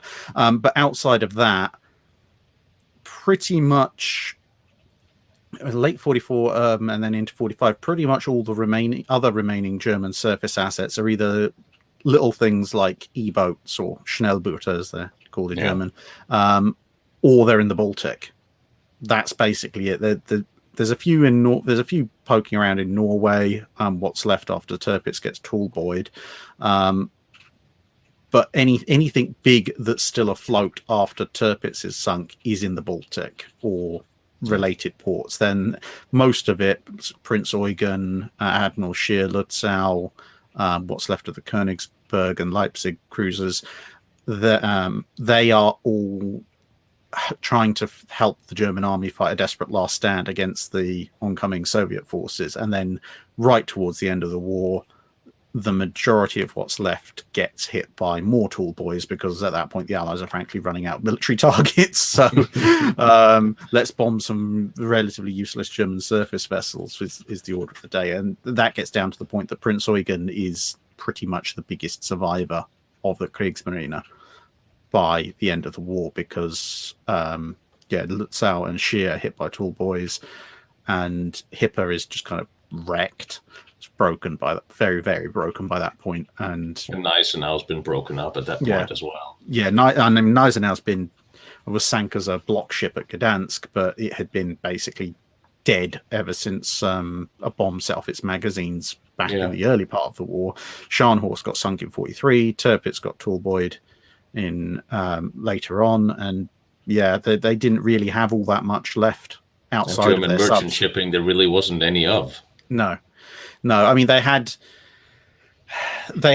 iron ore shipments to and from Sweden, but even that was dying off by that point, mainly because the precious few factories that even needed iron ore shipments by 1945. And what little of the German merchant marine had survived the opening part of the war had either been repurposed as supply ships, some of which were still out there, the Hilfskreuzer program, which was now defunct, or the occasional blockade runner. But the blockade runners had been operating out of the French ports to avoid having to run through the channel. So they'd been running out from various French ports, running south, picking up cargoes and coming back again. But obviously by late 44, early 45, those ports are unavailable to them. So what's left of the German merchant marine in 45 is being used effectively for evacuation transport reasons, desperately trying to pull industry and people away from especially the Soviet advance. And that's where you get the rather horrific tragedy of the Wilhelm Gustloff, which is a big liner, massively overpacked with people, and then it just gets torpedoed by a Russian sub, and almost everybody on board dies. 3 times, I believe. There were several torpedoes, wasn't there? It was 3 times. Yeah, they just fire a spread. But that's where most of the German shipping is. It's basically either trying to get people away from the Russians or shooting at the Russians if they've got enough guns on it. Yeah, so what we're looking at supplying an Arctic base is becoming almost an impossible stretch. And if you look at on the outside of the range of the few large planes the Germans had at the time, you fly a plane load or two over Spain to Antarctica, the range I think they could probably do it on the range. Maybe it's one way. That's exactly it. They're not coming back again, which means even reaching the Antarctica flying wise from Europe at that point, with what remaining planes the Germans had left, especially towards the end of the war. Yes, you could have. There's a couple of planes that could have made it over Spain or the Canary Islands or to Argentina to South America. Yes, there are Antarctica is a bit further away. You wouldn't be coming back. And the interesting thing about Antarctica is it does not snow much, which is why you have runways that'll last for 10, 20, 30 years, because they're just pack ice. Sometimes it'll thaw and have to be redone, but it'll snow less there than it does on the other pole. So you'd probably find it if there's a huge condor sitting somewhere. Although the interesting excuse of why we can't see the Antarctica because of the way the Google cameras are set up, so we can't actually see the details. I mean, I could see why stories would happen over the Antarctica, because there are some are you telling me there's a place on this planet we can't photograph? Really? Yeah. Well, but we're still the thing is we're still discovering interesting stuff about Antarctica. Yes. Because it's still his guess history, but very, very much older history. Antarctica wasn't always covered by ice. There's all sorts of weird and wonderful stuff that would have been down there, like going all the way back to the time of the dinosaurs, but also more recently. 10,000 years ago, it was hot less. or warm though. Less. Yeah, well, there was certainly a lot less ice, but I mean, well, you've got the ice age and then kind of the spring back and forward, and so, Yes. the climate's been all over the place in the past 10,000 years. But yeah, I mean, even these days, we're discovering new things in Antarctica. There's digging up frozen plants. There's the occasional dinosaur fossil. There's bits inland that are a little bit more, as you say, a little bit more stable than in terms of ice flows, which potentially might have some really old stuff down there. We still don't know. I mean, it's like even maps of Antarctica, especially central Antarctica, are still relatively speculative, because you can kind of, using modern satellite photos and stuff, you can chart out, well, this looks like a mountain range, etc. But what's the geography of Antarctica under the ice when you get below the level of mountain range? Yeah, we've got some tech that can help us broadly map that out, but we don't know for certain. It's probably it is the last big landmass area where we don't have that kind of level of detail. And there's all sorts of fun things to dig up. I mean, recently someone, I think it was a few years ago now, but they found a lake under the ice that has been locked up there for who knows how long. And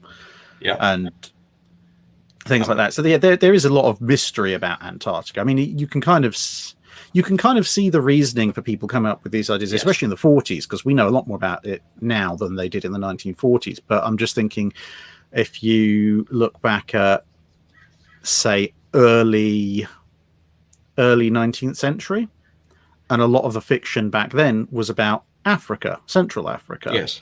Because no one knew much about it then. And then they started exploring Central Africa, and then the fiction started to shift over to South America.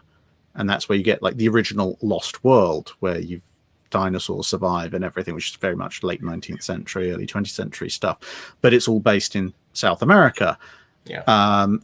And then as by various parts of South America have been explored, and then it moves on to, well, what's left? Well, with the best one in the world to the Australians, the interior of Australia is not that interesting, unless you really like being poisoned, bitten, kicked in the face by kangaroos or attacked by cassowaries. Spiders. Yeah. But it's like everywhere else, Indian subcontinent, very well explored. Russia is Russia. Europe and most of the American continent, North American continent, we know about. So what's left? Well, Antarctica. And we genuinely don't know anywhere close to as much about Antarctica than we do about everywhere else. So it's the natural place. Large. Yeah, it's the natural place for people to go looking for fun things to find. And it makes sense. I mean, it is extremely large. So whether on the way outside the box of thinking, let us say hypothetically that there were caves that was found, ancient buildings. Someone found them under the ice on the landmass where it would have to be something that was built tens of thousands of years ago, and the Germans found it. Let me add to that speculation. Kurt Diepner in 1940, he was the head of the German rocket nuclear program. He was an incredibly brilliant man. He did right after the war. He did a patent for a nuclear power plant for cargo ships. That was the first one. Wasn't built in 1964. Ran on 22 kilograms of uranium. That's safe. But see, he started working. He started the cargo ship society, nuclear propulsion society in 1948. He must have learned something during the war. So let's say they had a working nuclear reactor that could fit on a ship, and they had a location that was already pre-built in Antarctica, and you stuck a handful of people in this, of Germans, when they found it. Well, okay.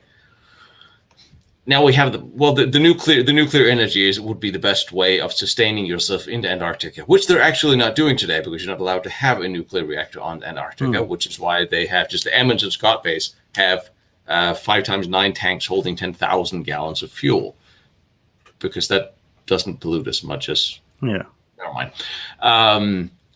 So if there was a cave, a hot water cave, and they had a permanent fuel source, and you stuck people there, When would the Germans have gotten there? When would they have transported this thing there? It certainly wouldn't have been until after fission had been discovered by Otto Hahn in 1938, after the mission had come back. Logistically, for the Germans to have set anything permanently up and sustained it, it's just it's kind of well, the thing is, it's like even with all of that in place, even if we accept that they have all of this, okay, so you've solved not all your accommodation issues, but at least you're not having to build super insulated buildings. You could just build shelter effectively for privacy. And you've solved most of your fuel issues because you can use your theoretical reactor for heating and electricity. I suppose at that point, if you've got a nuclear reactor, you can probably melt some of the ice for water, although melting the cave that you happen to be living in is probably not the world's best survival strategy. But nonetheless, I suppose you could go and gather snow from outside if you really wanted to. But you've still got to supply everybody with food. You've still got to supply everybody with medicine. You've still got to supply everybody with other consumables, like everything down to like clothing, even the basic stuff like toilet paper. There's no trees. You've got to take all of that there, and pipe work to set up your plumbing systems. There's still a substantial amount of stuff you've got to get down there, and again you've got to come. It comes down to this: you've got to get down there regularly. And given that the Germans were so effusive in their signals when it came down to actually legitimately secret submarine technology transfers to Japan, you'd be very hard pressed to make any kind of argument that the Germans suddenly learned signal discipline when it came to the one vital supply ship without which our Antarctic base will starve to death the next winter. It's like, what are the chances that they're going to be silent about that? Plus, also, I mean, it's a lot of material. So a lot of relay ships. Yeah, someone's going to notice this ship being loaded. If you're going to load it with all this range of machine parts, pipes, food, medication, etc., all of that's going to have to come from somewhere. So all of that's going to have to be requisitioned from somewhere. All of that's going to have to be transported to the docks. That's going to have to be loaded on the ship. The ship's going to have to be heavily escorted out. That means there's going to have to be a bunch of orders for the escorts to move it out. They're going to want to make sure it's actually got out there, hasn't been randomly sunk by an Allied aircraft or an Allied submarine or something. So there's going to be signal traces all the way along. There's going to be signal records. And then it's got to go do the whole thing in reverse. They may not care too much about it coming back intact, but they're still probably it's going to be a rare long distance merchant ship, presumably go back next year or so. Yeah, and presumably converted for ice work. So that's going to be a whole other logistical trail of paperwork. So all of a sudden, you're now involving the military, probably at least two branches of the military, the Kriegsmarine and the Luftwaffe. You're going to involve Speer and for labor and cargo and everything. All these manifests. You're talking about tens of thousands of people involved in some way, shape, or form every year with this effort. And I mean, again, you're not going to swear that many people to secrecy. And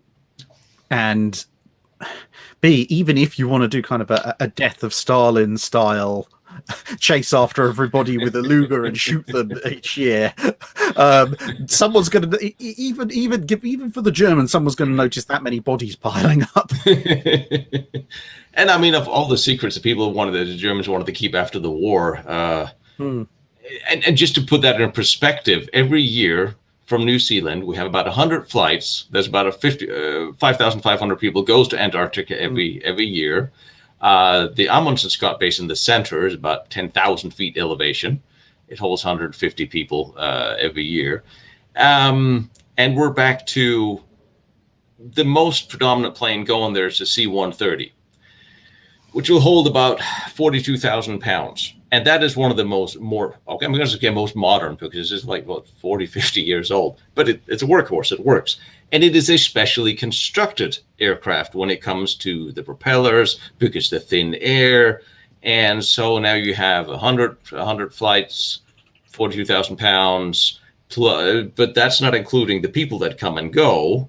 and you're looking at, say, 100 people, they need 2,000 pounds of supplies a day. The Germans just did not, during the time of World War II, have the supply capacity. The planes couldn't fly there because the air was too thin. It was too far. They wouldn't get back. They couldn't land there. They definitely couldn't take off. And the shipping wouldn't get there with enough to sustain. I mean, the British, like I said, it's easy, and that's the whole situation. It's easy for the British to have 8 people there from 1944, considering, well, Britannia rules the waves, especially at that time, where the Allies was dominant everywhere on the seas. It's a bit of a stretch. It's hard today to supply the people we have there. And you, like I said, you have 90 days a year to supply these people. And like the question was always about U-511 that came in several months after the war. Where did it go? So it has about 18,000 nautical miles. There's about 10,000 miles to Antarctica from Germany, and then it could make it to Argentina. So theoretically, it went somewhere, dropped somebody off, and then came back. It could theoretically have made it. Now you're looking at 2 meters of pack ice that ranges out to 1,600 kilometers from the actual landmass of Antarctica. Submarine that it would not have been able to punch through that ice, and it was in complete darkness. So there's no navigation. It's winter there. And you've got to account for the fact that the pack ice isn't the ice isn't just like a ceiling. It's all over the place. It's up and down, and submarine mounted sonar is very, very, very much in its infancy generally in the 1940s. They've got hydrophones to listen for things, but that's not going to help you when there's a big silent lump of ice in front of you. So, and I mean, when you look at what's quote unquote conventional, i.e. diesel electric submarines with a classic kind of more surface oriented bow, as opposed to something like a kilo, their sonar is in a big socking dome on the top.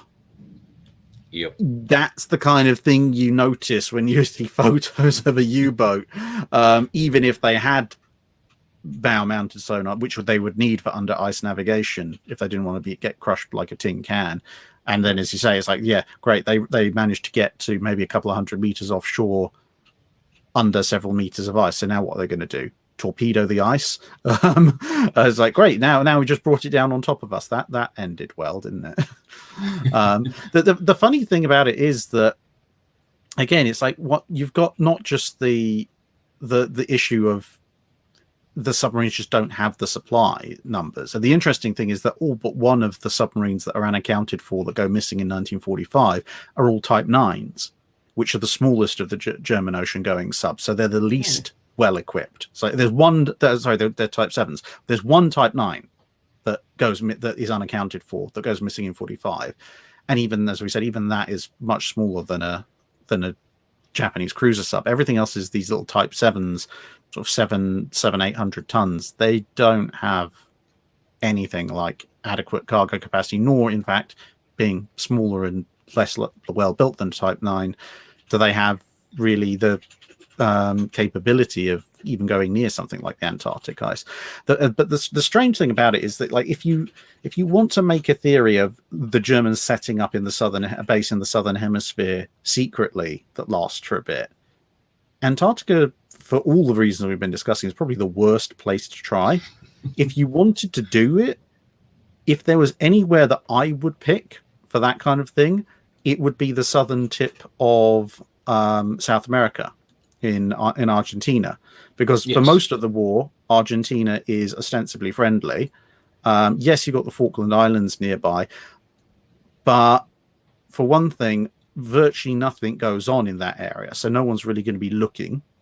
And for second, right at the very tip of Argentina - Chile, and don't even get me started on like the massive sort of fights between those two countries, but right down there at the tip of South America,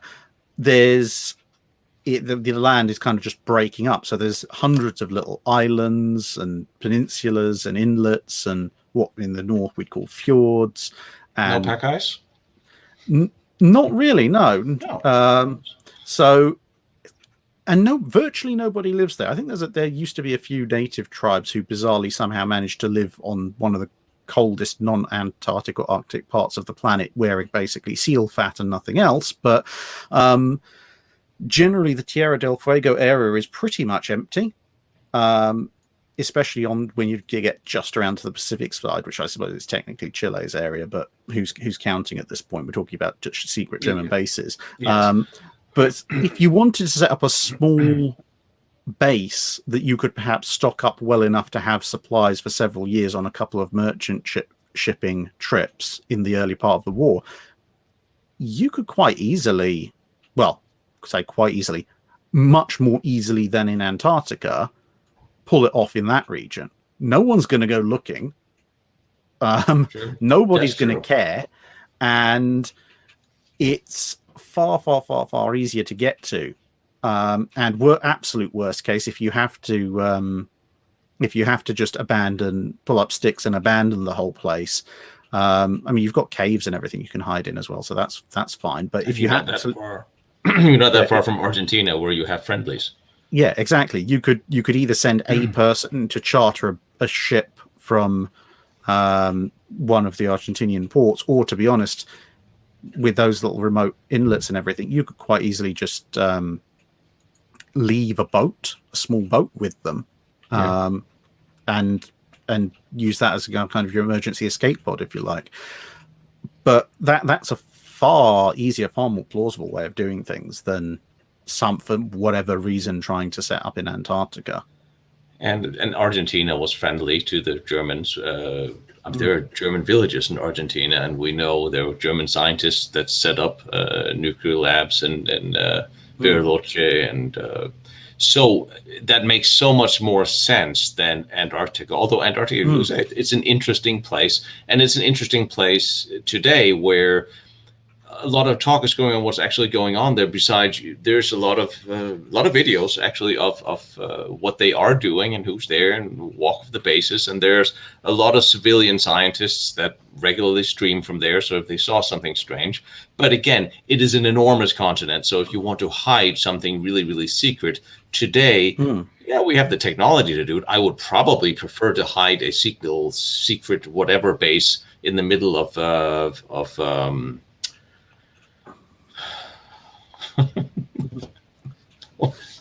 damn. You just mentioned it. Tierra del Fuego? No, the one before. Chile, Argentina.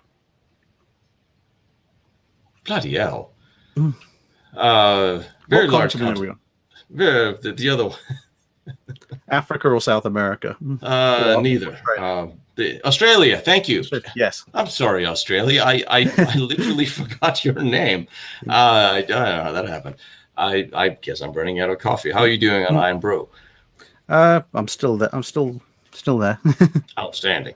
I would probably rather hide something in the middle of Australian outback, because there's in the middle of nowhere there, than I would in the middle of Antarctica. Sure, we can. Again, but you can't go there, and it's dark, and you can barely fly there. Even the U.S. Air Force really doesn't want to fly there in the winter.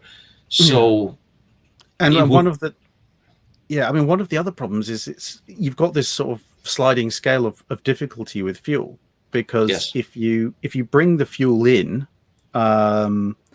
then you've got all that associated issue. I mean, apart from anything else, you'd have a very significant problem, which is what the Germans ran into in Russia, which is somewhat warmer even in winter than Antarctica is, which is petroleum products have this annoying habit of freezing at very low temperatures. They do.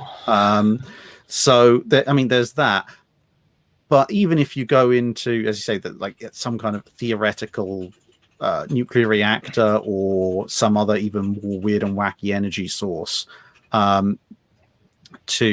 and then say, oh yeah, well they had this magical, at that point you might as well say magical energy source, a wizard did it. They had an artificial sun like Journey to the Center of the Earth floating around. your fundamental problem is any energy source gives off heat. And if you are in an ice cave, that heat is going to have to go somewhere. Water has a known melting point. So you got this whole problem of you've set yourself up in a massive ice cave, or possibly on a massive ice sheet, one way or the other, if you're being less subtle about it. Although I think we would have noticed a second sun floating over the South Pole, but never mind. So large. Yeah, the ice melts. So the more and more you try and get rid of the problem of importing an energy source into the area, the more and more of a problem you have of, if you've got this artificial energy source already there, where's all that energy going? You're going to melt and destabilize your cave and drop your cave on your head, or someone's going to notice the power of 1,000 burning suns floating above. It's like even an allied merchant ship sailing off of South Africa or South America is going to spot this shocking great glow on the horizon and think, I wonder what that could be. Maybe I should report this in. Ice is fundamentally not a good thing to be trying to build on. And it's the same thing, as you said, that you have in places like McMurdo, you have to insulate the power generators. And that's partly for its own protection against the cold freezing it up, but it's also to protect the generator itself from melting its way down into the pack ice, which is also not a good thing. It's just a really, really awful place to set up. And as I say, Tierra del Fuego is just it's close. It's slightly closer. It's much easier to resupply. The climate's a little bit better. It's just as abandoned, in fact, more so. And it's covered in rocks and caves. And like, if you want to live in a cave in the middle of nowhere in the southern part of the world, go and live in Tierra del Fuego. You might actually survive more than 5 seconds. As long as you don't eat raw polar bear meat. Yeah. Speaking of the ice that does things, that's one of the things that Russians do is they will usually bring the nuclear submarines in, and then they'll pull the power from there to whatever expedition they're doing. The problem is, after the 90-day window, the pack ice, if you stayed there, would start to crush it. And everything else. Like, there's no shortage of ships that have been crushed by the pack ice in the winter. So that's not even a viable source of long-term energy, having it mobile like that, or on a ship sitting there, because you're also parking so far off the actual Antarctica land mass, because the pack ice extends so far. So where you can go in the Arctic summer, well, you can't stay there, because eventually you will just definitely not, you will not leave. No shortage of explorers have discovered that when their ships got crushed by getting stuck in the pack ice. So it's. Yeah, I'm just checking some of the comments, and they're talking about this. Have you heard of the Swedish ice hotel? And it's like, yes, there are ice hotels. One, they don't last very long. They keep having to rebuild them. And two, that's with a lot more modern technology in terms of insulation, very more efficient, low power, low power, high efficiency energy using devices. It's like, if you can run an ice hotel using LEDs or fluorescent light bulbs or something like that. If you try and run an ice hotel and you're lighting it up with filament light bulbs, which is like 80-90% of the energy goes into heat, that's an entirely different matter. And newsflash, they didn't have LEDs or that kind of low heat output lighting tech back in the 1940s. And I did say mine is 50, didn't I? Yeah, and then you've got. There's just, and someone else is asking, like, could a sub be converted to nuclear power? Well, one of the fundamental problems is nuclear power. Look at the size of a nuclear powered sub, even these days. Even ones. I mean, what's the French one? I think it's the Barracudas. They're new ones, which are a step up from the. So the French have the kind of the record for the titchiest nuclear attack subs, which are the there you go, the Rubis class. So the Rubis class nuclear attack subs, now they're built in the 1970s and 1980s. So with several generations of advancement on the compactness of our nuclear propulsion technology, and those things are about 2,400 tons designed from scratch. So that's still 50% larger than a Type 9. That's on the order of a large Japanese cruiser sub. So yeah, you're not converting any German wartime submarines to nuclear propulsion, because even if you had some kind of nuclear reactor, even a Type 10, one of the big mine layers, is still a little bit too small compared to a Rubis, which, as I say, a Rubis uses 3 or 4 generations down the line compact nuclear reactor tech, as opposed to whatever theoretical first-gen nuclear reactor you would have had in the 40s.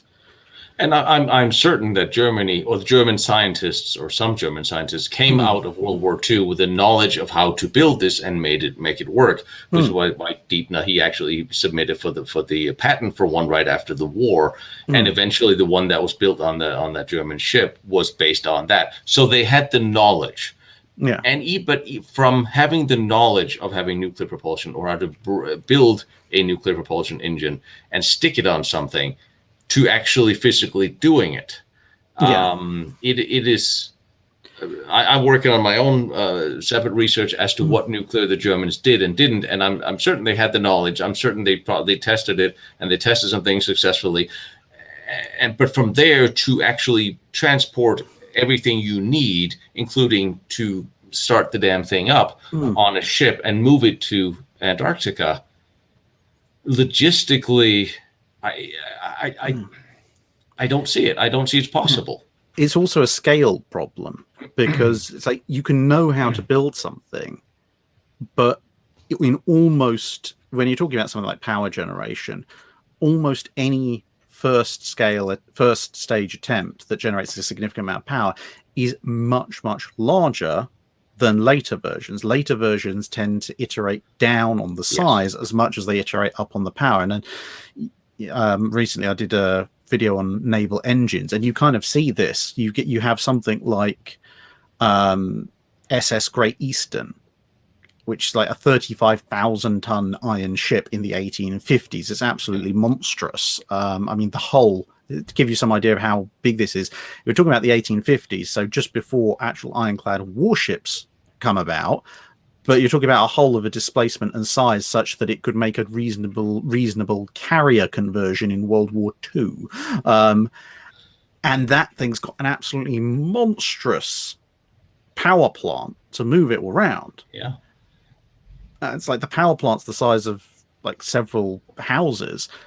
But if you look at these days, internal combustion engines or what have you, you could line up maybe a couple of supercars and they'd have more collective horsepower than that thing did.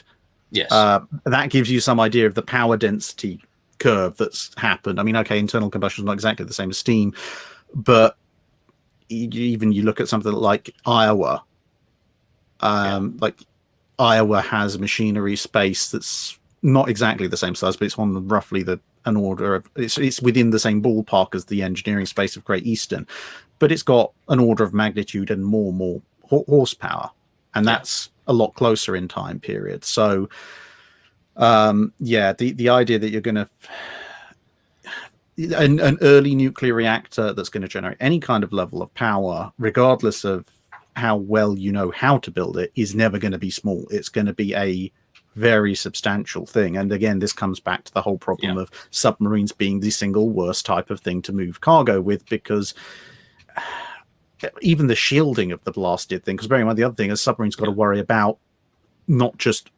volume, it's got to worry about weight.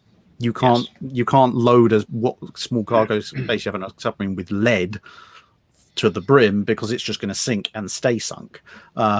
So if you're going to be moving the parts for a reactor, I mean, even if we take like an early model US nuclear power reactor from the 50s, just moving the shielding alone would take multiple submarine trips, and that's before all the other stuff, the actual uranium or plutonium or whatever you're using, which is heavy in and of itself, all the other machinery, all the other mechanisms, all the ancillary stuff. And then once you've got the reactor generating heat, you need a full turbine set to turn the heat into kinetic energy, to then turn it into power, and dynamos to turn it into power. And it's like, okay, yeah, you could probably fit all of that in a large supply ship, like a 10,000, 15,000 ton supply ship. You could probably get it all in there. But nobody ever says the Germans sent a big supply ship down there. It's always not to mention what would you need of infrastructure to build it and put it together? Yes, and the energy you already need a power plant there to have the energy to even build it and put it together. Yeah, cranes and diesel fuel to run the cranes and machinery to lift it off of the sub and some kind of secret port to unload the sub, because I can guarantee you no one's going to thank you for trying to drag massive slabs of lead shielding on a sled across sea ice. I mean, that's a good way to get it to fall through the ice, apart from anything else. But depending on how thick it is. But yeah, it's a huge logistical nightmare at that point. Speaking of logistical nightmares, I know, because if I don't say Operation Highjump soon, somebody there out there is going to explode or implode.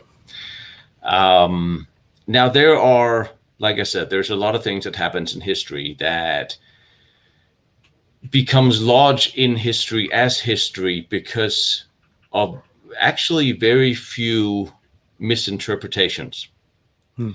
And just to break down real quick, what Operation Highjump was a mission that set off in the Arctic summer season in December 2nd in 1946. So they got there in 1947. It was some 4,700 soldiers, 13 ships, 33 aircrafts as an aircraft carrier. It was under the command of Admiral Byrd, whom was one of the first flyers that flew over the Antarctic in the 20s, which obviously made him qualified for it. He was also a naval commander. And the Germans in their 38 expedition, before hostilities had broken out, had actually consulted with him before their mission to Antarctica, which means that, you know, that's how secret the 38 mission wasn't. So he went down there and the reasoning, okay, fine, I'll give it to the U.S. military and the government that right after World War II has barely just ended, you're going to send down an entire task force of 4,700 men and a carrier to Antarctica in order to, they were going to establish a research station, they were going to scout out base sites, and possibly maybe the extending of the sovereignty of the United States. So that sounds familiar, Britain. They were going to from us. Exactly. Yeah, we did. They were going to do research. And yes, the timing, I could see why the timing would lead us to think, well, why on earth did you do this? And why did you do it right now? And why did you do it with so many people? You can do Arctic training. You can do that in Canada. It was also at a time where the Cold War was not quite there yet, so nobody would really have taken offense. They got there, and then the rumor was they set off late, which is why they got there late, which is why they had to leave there quicker than anticipated, because the pack ice, because of the winter. They established Little America 5, and they left on the 23rd of February, which was after barely a little bit more than a month. They plotted and took an enormous amount of photos. There was 12 reporters present. The photos are to be found. There's video to be found. And now where things start going wrong is I would love the idea if they went down there to battle a German base that we have fairly well established logistically is not particularly possible. And even on the outside, that if a German base has gone down there and set up and they have brought planes, that would have been a problem flying, then fueling them, it would have been a very short battle. And they did not lose that many people on Highjump. They had one plane accident, and I think there was a sailor that was killed as well. Again, there was 12 reporters on there. Now, what really went wrong was I have listened to Admiral Byrd's interviews after this mission. I have sat and I have listened to the man talk. He's very pragmatic, he speaks the way naval commanders spoke with that generation back then, and he used the verbiage that an older gentleman naval commander would use. And so when that gets to the article in El Mercurio, where he states, and I have links to a couple of these interviews that are very interesting, and some parts of them will make you smile because women talking about women are involved in a way as you would in the 1940s without getting in trouble for it. They had a different sense of humor back then. Let's go with that. If he used the same verbiage in this Longines TV interview with the interview at El Mercurio, what he said was the world is increasingly getting smaller. And by that, he meant technologically. And America could be attacked by flying at high speed over the poles. That is what he said in the El Mercurio article, which had then been mistranslated to saying that we would be attacked by aircraft flying at high speed from pole to pole. I have the article. I'll upload it to my website in Spanish. So that is not what he said. But because of that, I could see why it would be construed that way, because his mannerisms, the way he talks, and it's not even that the article states that we are about to get attacked by some fancy aircraft. He's just saying flying high speed over the poles. That's a way to attack America, which is incidentally why during Ronald Reagan, one of the reasons why there's a no-fly zone over Antarctica. Also because you're not allowed to. The official story is you can't fly over be more than 1 hour from an airport where you can do an emergency landing. But that is what he said, and that slight misinterpretation has led us to think that is what he said. There's plenty of interviews with Admiral Byrd after Operation Highjump, where he would have plenty of time to talk about this, but he doesn't. He just states the same way in the same mannerism. And then it gets better. Operation Windmill, 1947-48. They went back. And it was called Windmill because they went back with a whole bunch of helicopters to look at they were going to obtain ground references for 70-some thousand aerial photographs were taken at Highjump, and now they're going to obtain the ground references. Helicopters were used, that's why the name. If you were under the fear of being attacked by Nazi UFOs in the Antarctic, you're not going to come back with a very small task force that was situated on an icebreaker named the USS Burton Island, and there was also another icebreaker, USS Edisto. Those were the two main ships, and again, helicopters, that went back the year after. And there was a biologist, Malcolm Davis, that collected live animals as well, and back to the penguins. And I hope they didn't eat them because we all know how that went. Yeah. So they went back the year after. They went back in Operation Deep Freeze, and they established a base that was regularly supplied in the summer. They went back in 1954. And 1956, where Little America, the permanent base, was commissioned. Also, Admiral Byrd was there again. And he did talk about in his interviews about the large coal deposits in Antarctica, and there was some areas that was not covered with snow and ice, and we all know about that. And now I hear you say, yes, but these evil Nazi UFOs, we attacked them with nuclear weapons. Well, no, we did not exactly. We did set off 3 nuclear devices in 1958, and this is where you're looking at this started in 1947 with a mission that came and went, that turned into through a mission the next year and the next year, and they came back in the years after, and not until 11 years later did they do a 3 detonation tests, Operation Argus, which was 2,200 and 3,500 kilometers, respectively, north of Antarctica, to the southwest of South Africa, actually. These were very high altitude bursts, and they were set off by an X-17 rocket. I know it's labeled as a missile, but it's solid fuel, so I think it's a rocket, with a 1.7 kiloton warhead, which is not really very made. The Hiroshima bomb was 15. So it's a very small, thin little rocket, and it was not until 58. So if they had been attacked by alien UFOs in 1947, they didn't go back to fight back until 11 years later after have been visiting 10 more times in between, and they set off these explosions 2,000 kilometers off the base they were supposed to attack. Well, that is the actual story. Yeah. As it actually, this is the actual facts of it. And I mean, the other thing again is you got to look at it from a perspective of the U.S. tactics. Supposedly, even with Highjump, they had the USS Philippine Sea, one of the Essex class. Even if you look at it from a perspective of there is some kind of German base down there, you run into so many problems with saying that Highjump is there to fight them. For one thing, how have the Germans in 2 years built technology such that they can fight off an entire US carrier air wing?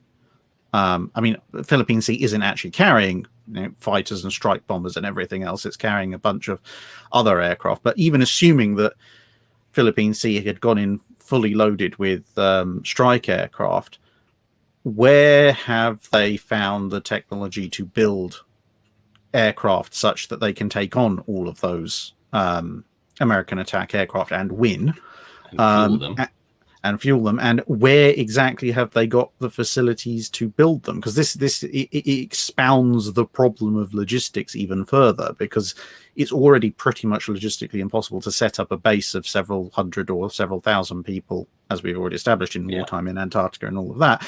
But even if we grant all of that, if a production facility to set up and manufacture aircraft or some form of flying device is not small. We know what those factories look like. You've got and again, this is post-war, so you're not getting shipments in. Or even if there's some random submarine going around, it's bringing like 10-15 tons of material. So you've got to have something to process raw material. You've got to either have something to bring in raw materials to then process into metals. So that means a foundry, which is a fairly big, complex, very high heat generating piece of technology, which also needs a lot of fuel to run. Or you're bringing in pre-processed sheet metal or something. You still need machine tools to drill it, shape it, put it all together. Whatever esoteric technology is actually powering the thing, you've got to have some kind of assembly line for that. So all of a sudden, you've gone from space to effectively small town, just to build the things that you need to fight off this theoretical air wing that the Philippine Sea wasn't even carrying. And then on top of that, looking at it from a US Navy perspective, if they're going after a secret Nazi base, even if they don't know that they've apparently got all this hyper advanced technology or whatever, one, as I said, we know what aircraft the Philippine Sea was carrying. As you said, there's plenty of photos. Yeah, it's not carrying a warload of strike aircraft. So why are they not carrying military aircraft? Two, the US isn't short of carriers in 1947. Not really. No. Strike aircraft. Yeah, exactly. It's like, and if they're going in completely unknown and somehow magically get repulsed, if they're going back the next year in Operation Windmill, as you say, why take a bunch of helicopters? The US isn't short of nukes, carriers, or the willingness to use those at this point. If they're going back in again, they would, or in the first place, if they knew about the base in the first place, they'd be going in with. They could easily send multiple carriers fully strike loaded. They've still got battleships at this point. Most of the US fast battleships haven't been put in reserve at this point. They've got cruisers coming out their ears. They've got destroyers such you could probably build a bridge out of them across the Hudson. The US is not short of a few aircraft. And not to mention that Admiral Byrd, he actually gave interviews all the way a year before this mission, telling that it was going to happen. And there was video of the soldiers loading the ships. Yeah, and they've got and also the 1940s, late 1940s, is probably when the US is the most nuke happy. After that, in like the 50s, they're still a little bit nuke happy, but the Korean War and the fact they ended up deciding not to use nukes has put a little bit of a damper on it. But in the late 40s and to a certain extent in the early 50s, you've got all sorts of wonderful things like expanding the Panama Canal or the Suez Canal by setting off a chain of buried nuclear bombs to just blow a massive hole in the landscape. And there's even talk about using nukes for similar reasons in the US, basically as construction and demolition explosives. Like the Russians did. Yeah. The Russians redirected lakes and what have you that way for decades. Yeah. And it's just like the US at that point is just like any problem it can be solved with nuclear weapons. So the idea that there's this secret Nazi base and they're not going to nuke it, and they're instead going to go through all the expense of sending the world's least adequately equipped naval strike force. And then nuke it 11 years later. Yeah. 2,000 kilometers away. Of all the secret weapons the Germans supposedly invented, I'm pretty sure a stupidness ray wasn't one of them. And it's like, if you had this base, it's like, even if you give like absolute benefit of beyond reasonable benefit of the doubt, but even if you say, yes, the Germans had super advanced tech, they'd magically somehow come up within 2 years, and it's repulsed this Operation Highjump attack, which wasn't equipped to attack anybody. The 1947-1948 US wouldn't go, yeah, well, we'll come back to that in a decade or so. They would have just phoned up the British and gone, yeah, we want to just fly one of our nuclear bombers, like a B-29 or something. We just want to quickly fly one of them around the world. Can we quickly borrow one of your South African air bases? No, honestly, we won't drop a nuke anywhere near you. That's fine. The British would think, yeah, whatever, fine. Except they around the world staging. Yeah. And then you just fly a B-29 down to South Africa, refuel, head off into the sunset, claiming you're heading over to the Pacific or whatever. And then once you're out of sight of land, you turn south, drop a couple of nukes, come back. Oh, yeah, sorry, we've got some engine trouble. Can we refuel and go again? Oh, yeah, fine. And then off they go. No one would. It just would have been a random B-29 flight around the world that had some engine trouble, and that would be one of the easiest secrets in the world to keep, because, as you say, it would only be the flight crew who'd know what was going on, and no one wouldn't even have known or heard it. There's been practically nobody around. It's like the Nevada flight test. You wouldn't have heard them in New York, or the bomb test. You wouldn't have heard them in New York. Yeah. It's such a big place. Yeah, and then you've got the whole thing about. It's like, as you say, the later nuclear tests, even though they're taking place thousands of miles away, way away from where they can actually hurt any theoretical base. As you say, the other thing is their airbursts.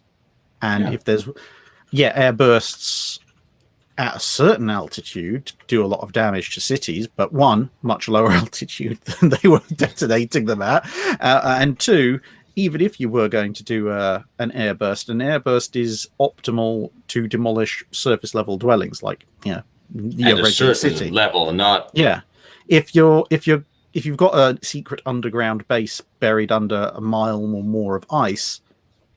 A nuclear airburst is probably the least efficient use of a nuke you could possibly have. You want either a ground burst or a ground penetrating burst at that point. Plus, Little America was established on the Antarctica in 1956. The nuclear airburst was in 1958. So they went back to a place where they were supposedly having been attacked with helicopters and set up a base, and then down the line, the timeline doesn't hold up to a whole lot of scrutiny when it comes to the theory that has been that has made its way into history. And it doesn't take a whole lot of research to look into the situation in Antarctica and the supply of it, even today. Granted, I have no idea exactly what the military are doing and what their capabilities are, because they're always 10, 20 years ahead of what we know, and I don't always get the briefings or the memos anymore. So, granted, it's not. I wouldn't be surprised. There's not a whole lot I would be surprised at. But in 1947, I'm just not seeing that scenario hold water. Not logistically, not plausibly. I would love to think it would. I would love to see the Nazi UFO in Antarctica. I'd love to find it, but Actually, if it crash landed there, it probably wouldn't be covered by snow, so we might be able to. Yeah, I mean, and again, this is the funny thing is like you put all this scenario together, and again, it's like, well, if you just moved it to Tierra del Fuego, it's still a hilariously implausible thing, but it's far, far, far more realistic because if you wanted to turn back a U.S. naval air assault out in the open in Antarctica or buried under the ice in Antarctica is really bad, because if you're out in the open, you're out in the open, fairly self-explanatory. And if you're buried under the ice, as I said, ground burst bombs, shockwaves propagating through the ice, you're pretty much dead. Whereas if you're in somewhere like an inlet in Tierra del Fuego, I mean, we've seen various secret, or now less secret, submarine bases and air bases that various people dug into mountains and such, especially in the Warsaw Pact. If you did that and you're under hundreds of meters of granite or whatever other rock is in that area, you could, with any kind of carrier-based weaponry or even naval gunfire, you could bomb that all day and never trouble somebody who's low down in the base of that mountain. 2, narrow inlet, as the Norwegians proved in 1940 when the Germans tried to go after Oslo. It's incredibly easy to defend. Yes. So if there's one place you can set up a shooting gallery with some slightly more plausible late war advanced weapons, like, say, hidden acoustic torpedo launchers, homing torpedo launchers, you could defend an inlet like that against a relatively unprepared naval strike force quite easily, because you're immune to the airstrikes. They've got to come in with guns, have a few tin torpedo launchers, maybe even a U-boat or two that you've just kept around for reasons. And you could make a killing ground of the entrance to that inlet. And like long range gunfire is not really going to trouble you outside of a golden BB hit. And that doesn't require any hyper advanced alien tech or whatever. It just would require a decent helping of the stuff we already know the Germans had at the time, at the end of World War II, and which they plausibly could have moved some stocks of. The only element to it at that point is you'd need a fairly large mining effort or to exploit some very, very lucky natural cave formation, but that's nowhere near as much of a stretch as Antarctica is. And considering we know that German scientists had set up in Argentina in the years after the war, what Richter had set up, in a lot of Germans and a lot of Nazi affiliates had set up in Argentina and transported money there. That's all very well documented. They are already setting up research and a certain infrastructure in Argentina. And at the time where they've just lost the war, to try to diverge what resources they have left instead of consolidate in one, Argentina was fairly safe. Even after Braun had got kicked out, they didn't all get kicked out. South America was fairly safe, and it was a lot easier logistically. There was power plants and dams and electricity being built, actually by some of them. It was within flying distance, and they were already setting up infrastructure for technology and research after. Why would they want to diverge to having part of that sitting in an impossible ice mass that they couldn't get to or support or supply? So when you look at, and again, as you say, an Argentinian connection would make far more sense, because when you look at some of the various interesting bits of technology that pop up in Argentina, I mean, let's face it, 1940s Argentina, not exactly known as the world's military powerhouse in any way, shape, or form. But we know Kurt Tank, famous designer of the Focke-Wulf 190. He pops up in Argentina, and the Horton brothers. And in 1950, so 2-3 years after the F-86 Sabre and the MiG-15 are flying in the US and Russia respectively, the Argentinians of all people are flying the Pulki 2 interceptor, which Tank designs, which is another swept wing nose intake jet powered fighter. It's a very advanced piece of tech for the time, and even the British don't have that at this point. The British at this point have got the Vampire, but that's a straight wing fighter. And that's coming into it's a few years old at this point, but the British, as we see in the Korean War, are still running Meteors and Vampires. They don't have the more modern swept wing jet fighters until well into the 50s. So Argentina, completely randomly, thanks to Kurt Tank, is briefly at the top of the sort of the tree when it comes to fighter tech. So again, as you say, it's like it makes a lot more sense. We already know that there's plenty of German engineers, German scientists, general German, I guess, refugees, if you like, from the Third Reich, already there, and they're clearly, at least for a while, keeping up somewhat with the level of technological development. So it's interesting. Right after the war, in the years after the war, like you said, when you have the very early version of the MiG, well, America had one that's practically identical, and again, Kurt Tank's design, and the Argentinian, Swedish had one. The nations, and it's interesting with Sweden because they were sort of sitting in the middle, listening to what everybody was doing and watching and being neutral. So there's the nations that came out of World War II fairly well started developing technology that very much looked like late war German designs. And after they had sort of gotten all their little paperwork and the documents and the scientists, and the Russia's got some, America got some, Argentina obviously got some, and a few other nations, like missiles, the V2 turned into the Scud eventually. Whole lot of German tech that's spread throughout the world. And yes, and here Argentina has some.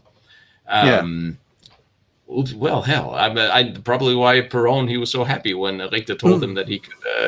There's eventually going to be a nuclear power plant. Oh, we'll be the first here who has one. Yay! Yeah.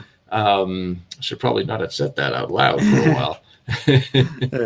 But I mean, this thing. It's like it would make so much more sense. I mean, it's still a massive reach, but it's a massive reach within the realms of plausibility. Yeah, and it's something where, again, as I say, it's not.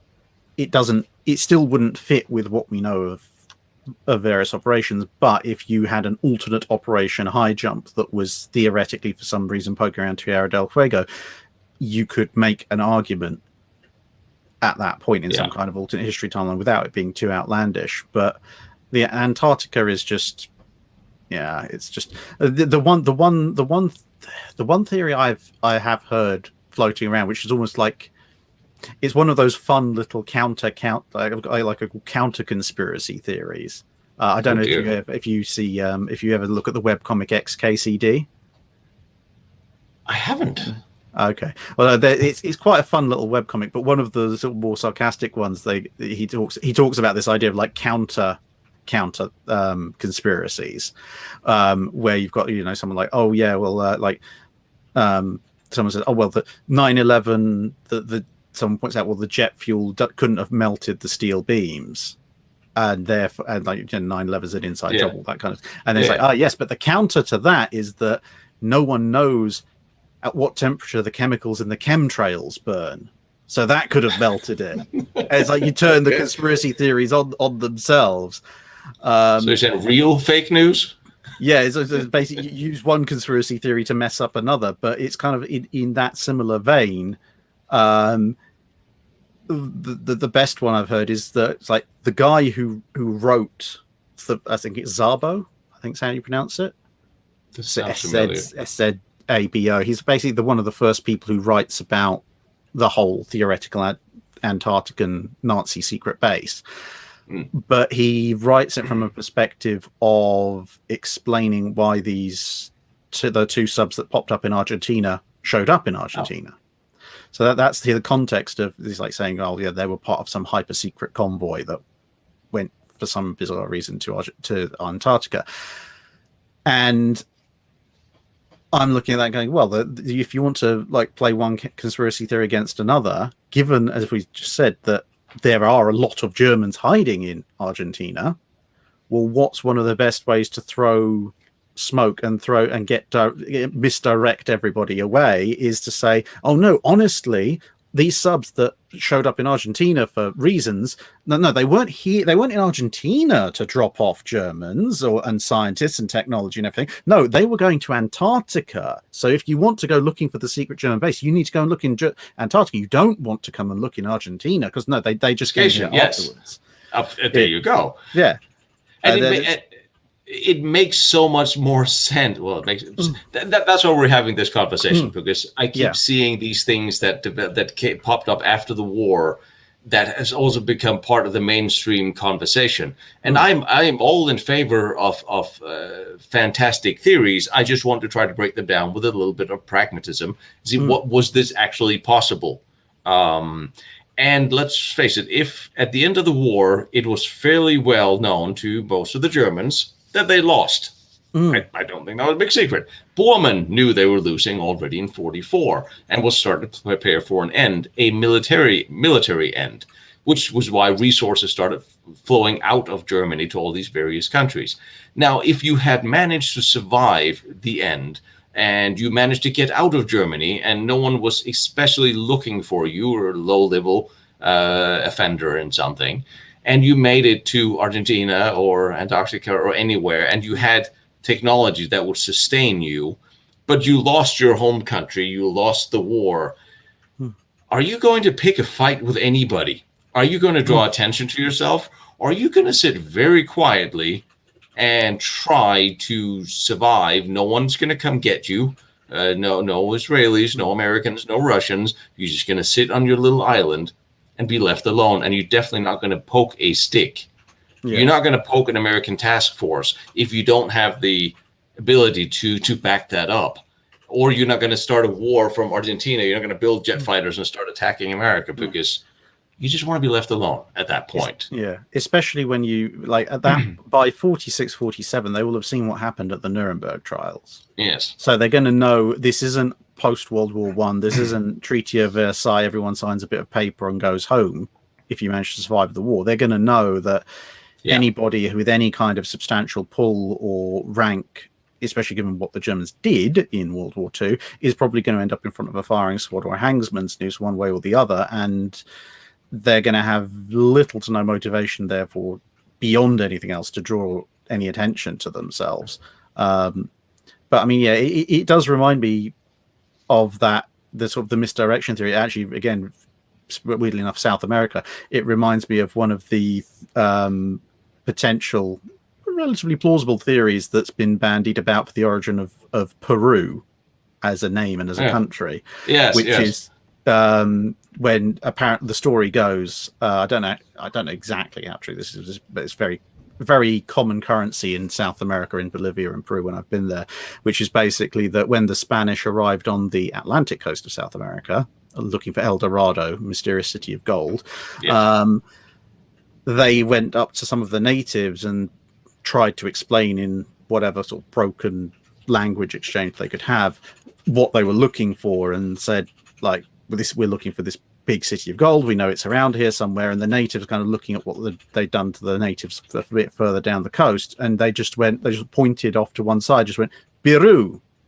And the Spanish thought, they are saying that they know of this place, and it is a country called Peru, which becomes Peru in Spanish, and it's over that way, so we should go looking that way. And then they kind of headed that way, and eventually, by weird coincidence, ran into the northern outposts of the Inca Empire, which did happen to have a bunch of gold. So they're like, okay, this is fantastic. So we will now name it Peru, because they were right.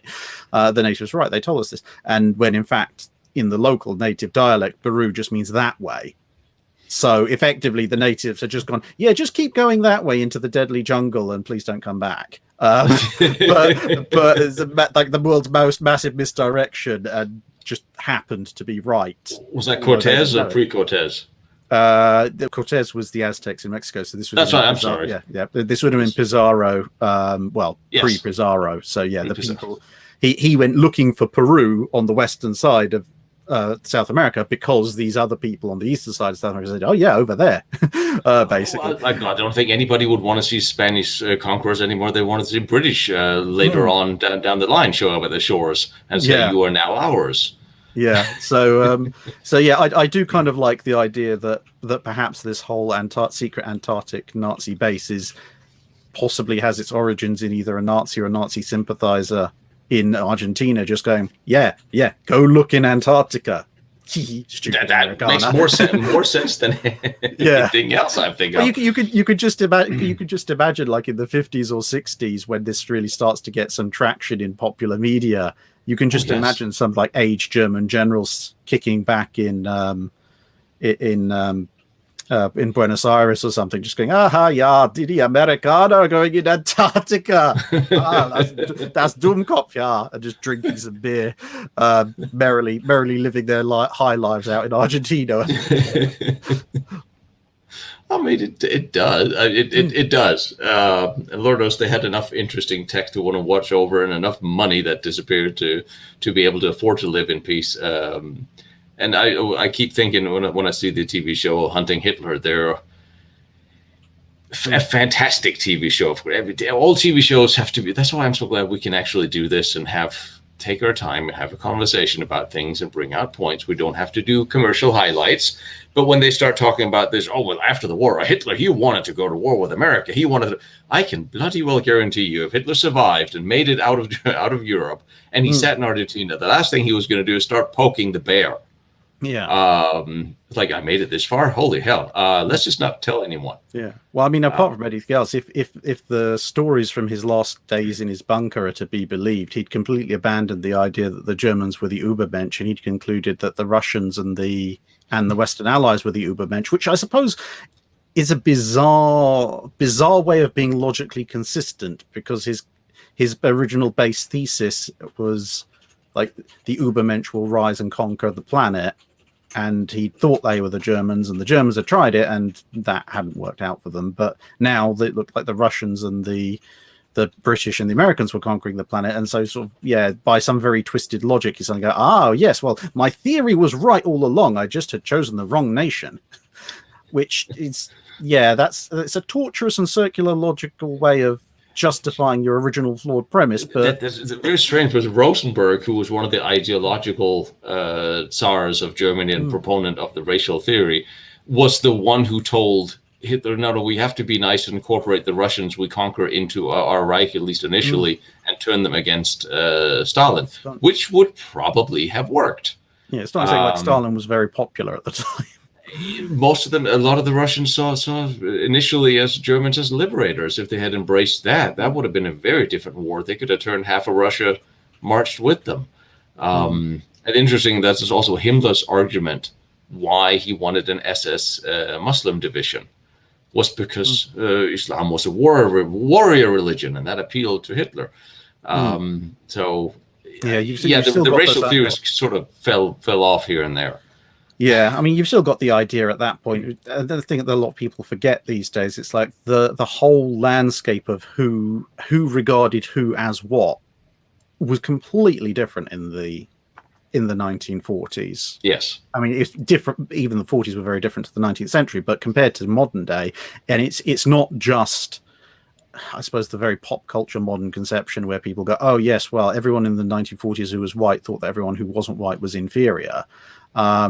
That is incredibly lazy. Yes. There was an entirely different idea of racial structure. As you say, it's like you've got some people like the German fascist theory who think, they think that certain races are better than others, yes, but the Nazi racial theory held that certain quote-unquote white races needed to be exterminated because they were subhuman, but at the same time gave the Japanese the title of honorary Aryans, and the Japanese are very definitely not white. And then you've got as you say, you've got like this idea of, in the British Empire, the idea of martial races.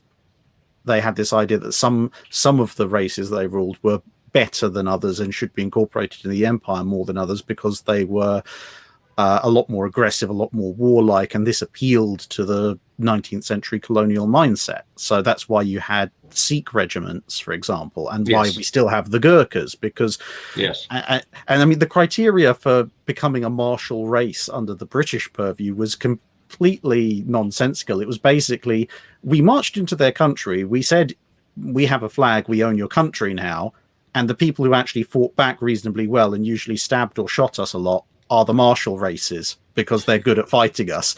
It's like, if we took over your country and you kind of agreed with us, then okay, well, you're just a native. But if you actually fought back and we actually had to do some fighting and bring in some heavy firepower, then you're a martial race. And I think a lot of ways that was kind of more of a compensation of, yeah, maybe we shouldn't have tried to take over an entire country with like 3 guys and a musket. That's not an unusual way of perception, because I think the Japanese had far more respect for those who fought more. That was Himmler's argument for Islam, that they were warriors. They fought back, and it was very. One of the things I found with trying to explain history today is a lot of people, especially younger people, try not to date us because you and I are both barely 23. I know. That's what I keep telling girls anyway. You're married. Yes. I'm married. Good for you. We have to try to look at history through the sentiments of the time that it takes place. You can't look at history 70 or 100 years ago through the sentiments of today, because you're not going to you have to look at it from what was going on and how people perceived things and history and others. And I mean, we would never have a World War II like today, where we would carpet bomb other cities, because that's not done anymore. That was done then. You wouldn't see a World War I with massed attacks into machine guns, because we wouldn't sustain. We would just the whole mindset of war. And I'm trying to do a special on the Annenebe, because someone asked for it, and it sort of ties into some of the special German weapons. And it is insanely complicated, because you have to go back 50 years and look at the perception of esotericism in the entire world at the time. Not now, and the way races perceived each other at the time, not now. And you can't really understand history unless you understand what people believed, and that's the hard part, because people, they want to see and look at our sentiments today and then project it backwards, and it doesn't work that way. Yeah, and it's not just a case of this sort of myth that, oh, we are more advanced, all of our stuff is better. It's like there are some things, there are plenty of things that they did back then that we now would put our hands up in horror and go, we would never do that. Yeah. But at the same time, it's also a very interesting definition of who is we, because there's still plenty of people, even in the last 10, 15, 20 years, who are quite happy to mass murder large portions of a population in their own country. That kind of instinct hasn't gone away. But equally, there are certain things, even if we just confine ourselves to the military field, that we would do today, or can demonstrably be shown we have done these days, that back then they would have thrown their hands up in horror and gone, no, why, you couldn't possibly ever consider doing that. I mean, there was even a debate at the time in World War II as to whether or not nuclear weapons should be used. I mean, these days, you've got mutually assured destruction. The theoretical lack of World War III is predicated on it, but the mass casualty events, there were serious concerns about causing that kind of mass casualty event with a single bomb, even though, ironically enough, they had actually caused more casualties with firebomb raids. But there were ethical concerns about, is this even right to do with this single terrible weapon? And most of the calculations just came down to, well, we're going to end up losing more of our own if we don't than them if we do. Yes. And that was the harsh calculation of things. But if you traveled back, I don't know, another 20 years to World War One, and you said to somebody, right, here is this weapon, and it will completely annihilate an entire city and almost certainly force the other side into surrender, and do you want to use it? It would be very difficult, I think, to convince either side in World War One that it was worth doing. And that might seem very strange to us, because they were quite happy to throw hundreds of thousands of men at each other in the trenches. But they had this idea that, well, they were soldiers, that's what they're there to do, they're there to fight and die, and it was an honorable death in combat.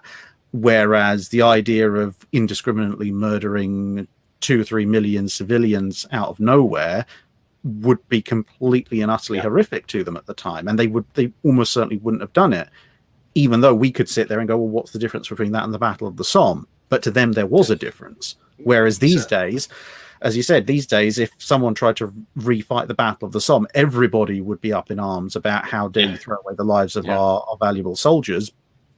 But people would blink a lot less if someone were to nuke another city. I mean, there's even after 9/11, I remember there was a lot of talk being bandied about dropping a nuke on Afghanistan, and I don't think, I mean, it would have been horrific certainly, but thinking back to that point, I was slightly more surprised than not that they didn't. Where would you drop it, and where are the bad guys? I think that's probably the problem. Is like, there wasn't a distinct target to go after at that point. But I think that's the one thing about history is, in order to go to war, we start with propaganda. First, we have to vilify our enemy, because if we want to go to war, we have to make sure that all our population is behind the fact that we are going to go kill a bunch of people and going to go to war, and we're going to get our own soldiers killed. And that's why you see, well, forever, that never changed. That has been 1,000 years ago. What the British royal said about the Vikings, what we World War I, World War II, what we said today. Propaganda has never changed. The only thing about propaganda that I think is lacking is that it is for historians to afterwards clean it up, and to the part where we start breaking down, all right, okay, they may not actually eat nuns. Yeah. Maybe they don't eat nuns. They're bad people still. We won the war, and we're good for having done so. But, you know, and I think that's what, as a lot of times, and that is what we are wading through a lot, is same thing with a lot of these conspiracies, because you have propaganda both ways, where you have some groups after World War II that wants to go back and rewrite history, German history, in one way, and you have others written the other way, and then you end up with claims of fantastic technology that doesn't have any contemporary documentation. And I am perfectly willing to follow any trail, but you got to start me with a contemporary piece of paper saying, well, it begins here. Because I can't go out and look for something because somebody said that they wrote down that they heard someone they know that their neighbor in 1947 saw this disc flying. It's like, fine, what's his name? When did he write it? Who is he? Give me something. And a lot of these things have happened after wars, where there are two sides of the war, obviously, that start rewriting what happened for their own gains. Whereas as historians, I think we need to paddle down the middle and try to just establish the facts and say, well, this is what we know happened. Now you guys figure out what you think about it. I don't, whatever you want to think about, whatever who did, it's fine. But this is what I know. I'll just stay neutral. Yeah. And this is the thing, there will be evidence one way or the other somewhere. Sometimes people try to deep six stuff, and it can be very hard to track things down. But I mean, I don't know exactly what the classification rules are in the US, but here in the UK, this decade, we're reaching to at various points during this decade, we'll be hitting the very end of the periods that anything can legally be classified for the World War II time period. So I suspect there'll be some stuff coming out that will rewrite what we think about certain elements of... Or the archive will just catch fire as usual. Yeah, well, Library of Alexandria Mark II. But as you say, the thing is, when it comes to history, you have to be able to point to either a start point where you can follow the trail, or possibly you kind of, if you like, filling in the gaps with available evidence. So certainly in naval history, you see this sometimes where, especially considering some of the history books that people still rely on date back to the 70s and 80s, when a lot of stuff that we know today was heavily classified still. I mean, even yesterday I was in the Q archives, and I was using documents that had stickers on them that was not for release until 1972, not for release till 1982, not for release till 1992. So there was stuff that was classified even when at the time when I was a kid. I'm now reading stuff that historians when I was a child could not have known about because it was still locked up. But you can still sometimes see what's going on by the gaps left in records. So it's like if someone does this and then this is not here anymore, then you can infer, well, they did this for a reason. We know they did this. We don't know why they did this, but we know that after they did this, this was missing and they were over here. So it's kind of, okay, so then whatever they were doing relates to this area and involved the expenditure of this munition or aircraft or ship or whatever. Now let's go and try and fill those gaps in from other sources. Like, did the Germans or the Italians or the Japanese lose a ship or a submarine or an aircraft in this vicinity? Okay, they had an operation in this area that was logged as missing or came back damaged, right? And then we know, and then you joined the bits together, and that fills in what was there. But again, this is sort of going back to what we were saying earlier about the logistics trail. That would be the thing that you'd be looking for. It wouldn't be necessarily a case of here is the ship or this is what happened to the ship or the sub or whatever. We have to piece it together. Yeah, but it's you look for the footprint.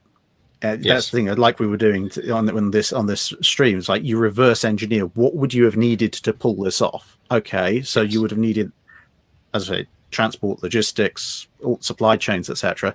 And then you go, okay, so we would therefore need to see evidence of that supply chain to start our investigation. So where is this footprint that leads to nowhere in the logistics element of World War II Germany? Does it exist? Well, if it doesn't, and all the suppliers are accounted for, then that throws a lot of doubt on things. It's my Viking tattoo analogy.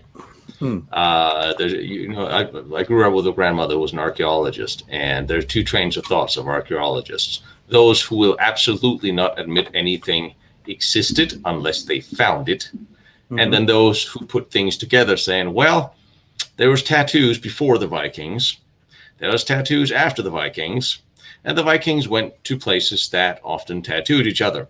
Henceforth, they probably had tattoos, but we never found any Viking bodies because they cremate their bodies on ships, so we couldn't. But it makes sense that they were probably dead. They're kind of cool, blingy kind of people. Oh, their big beards and their cool hair, much to the detriment of the gentry of England, since the British women liked the hairy Vikings with the nice hair and they showered once a week.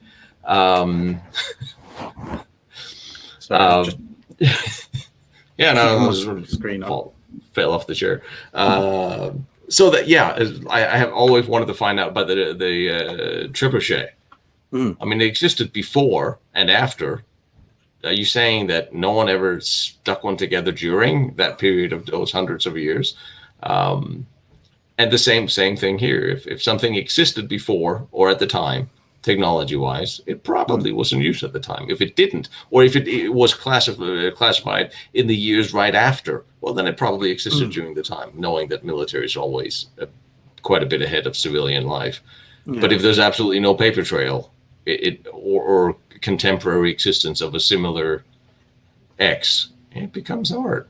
Yeah, and it's the scale of things as well, because it's like if someone was to say, oh, the Nazis had a secret Antarctic weather station, you could probably make an argument that maybe that could get lost in the paperwork somewhere. It would be a little difficult because there should be some evidence, but you probably could make a case that maybe for something of that small scale, maybe that paperwork was stored in one wing of the German administrative building that got firebombed or something. It was until 1977 the one in Arctic was discovered. So so it could have a small enough footprint to escape notice. It's just when you start expanding that scale, everything gets has an exponentially larger footprint. It's the same way with people say it's like nothing is a secret if it's known by more than two people. But it is legitimately the same kind of thing. It's true. I mean, even as far as, I mean, obviously I'm not necessarily going to say exactly what, but there are certain certain programs, shall we say, that are publicly acknowledged programs in the UK, but are publicly acknowledged to be at a certain stage of development. And people who pay even the slightest bit of attention or happen to have a random encounter, such as if they happen to be, I don't know, in the Lake District at 3 o'clock in the morning in 2012, This happens. know that actually, no, that's a complete load of nonsense. And yeah, as you say, it's like the military R&D is usually well ahead of what they will admit to. I mean, and to give people some kind of hint of what I'm talking about, let's put it this way. So you've got in the UK, at the moment, you've got the Taranis UCAV program, Unmanned Aerial Vehicle program. Mm-hmm. Ostensibly, first flight was 2019 in Australia as a test. But in the early to mid 2010s, there was a wind turbine that mysteriously caught fire and exploded. And it was all over the news because, wind turbines don't usually explode. They're not known for containing large amounts of explosive. They are literally just metal and electromagnets. Yes. And everyone was like, oh, this is really weird. And there was a bit of a newspaper sensation. And then completely apropos of nothing, about 2-3 hours after this hit the headlines, the RAF released, or the MOD released, a press statement saying, we would just like to confirm that the MOD was not operating or flying any kind of unmanned aerial vehicle test platform anywhere near the wind farm area. So it definitely wasn't us. Thank you very much. And everyone's like, no one said anything about it being hit by a UAV. And as far as we know, you're not flying any UAV program because according to you, Taranis is still 3 or 4 years away from flight. So... And then the MOD is like, "Oh yeah, yes, you're completely right." And yeah, carry on. And then look over there. Yeah, look over there. It's like, why did you say anything in the first place then? And it's like, yeah, okay, now put 1 and 1 together.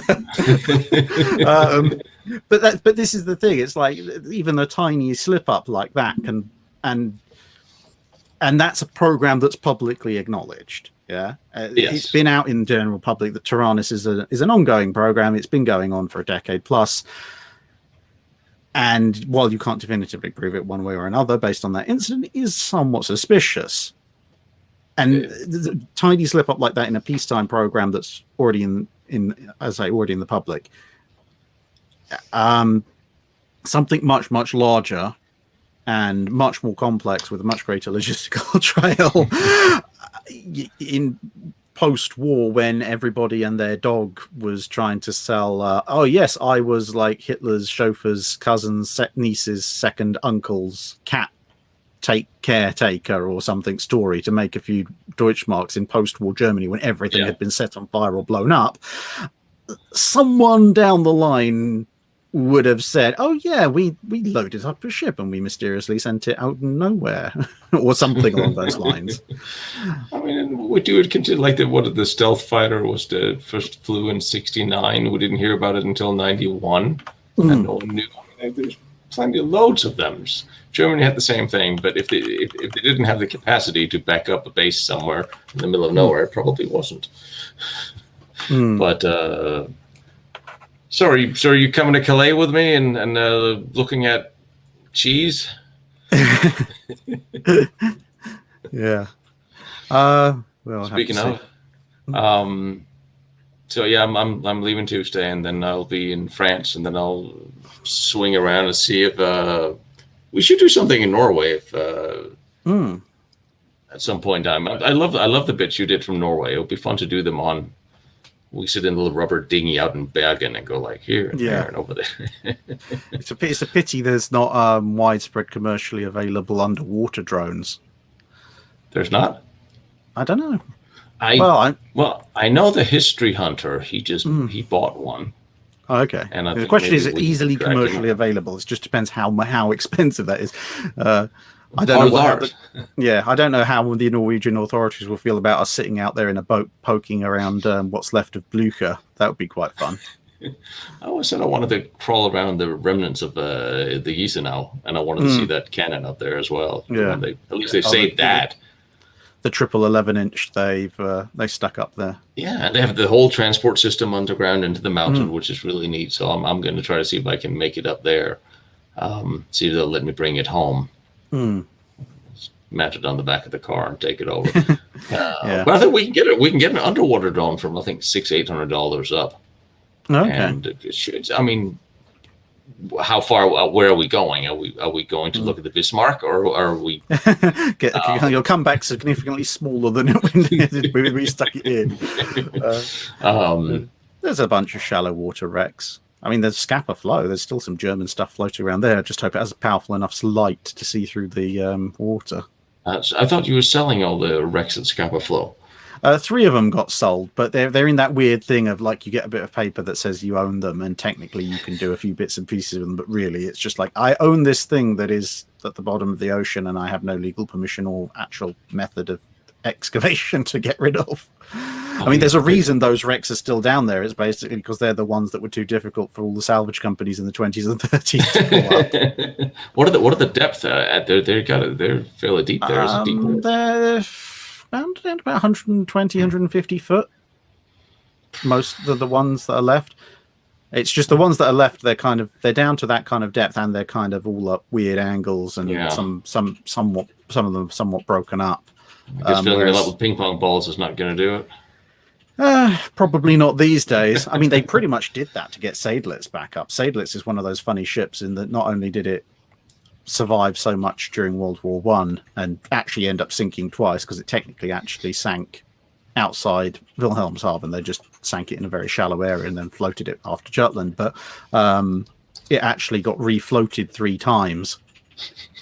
Because the guy who was salvaging it, it was being very difficult to salvage, so he went off on a holiday, and then it popped up. They were still salvaging it, and he wanted it to be a big press event, so it popped, but then it randomly came loose and popped up to the surface when no one was expecting it, and then sank again because there was no one. They didn't have like the barges and the pontoons ready to attach to it, and then so they tried to fix all of that, and then they accidentally brought it up again while he was there, but before he had the press there, so he demanded they sink it again, and then got all the press there, and then refloated it for a 3rd time. It's like, yes, now we have refloated it.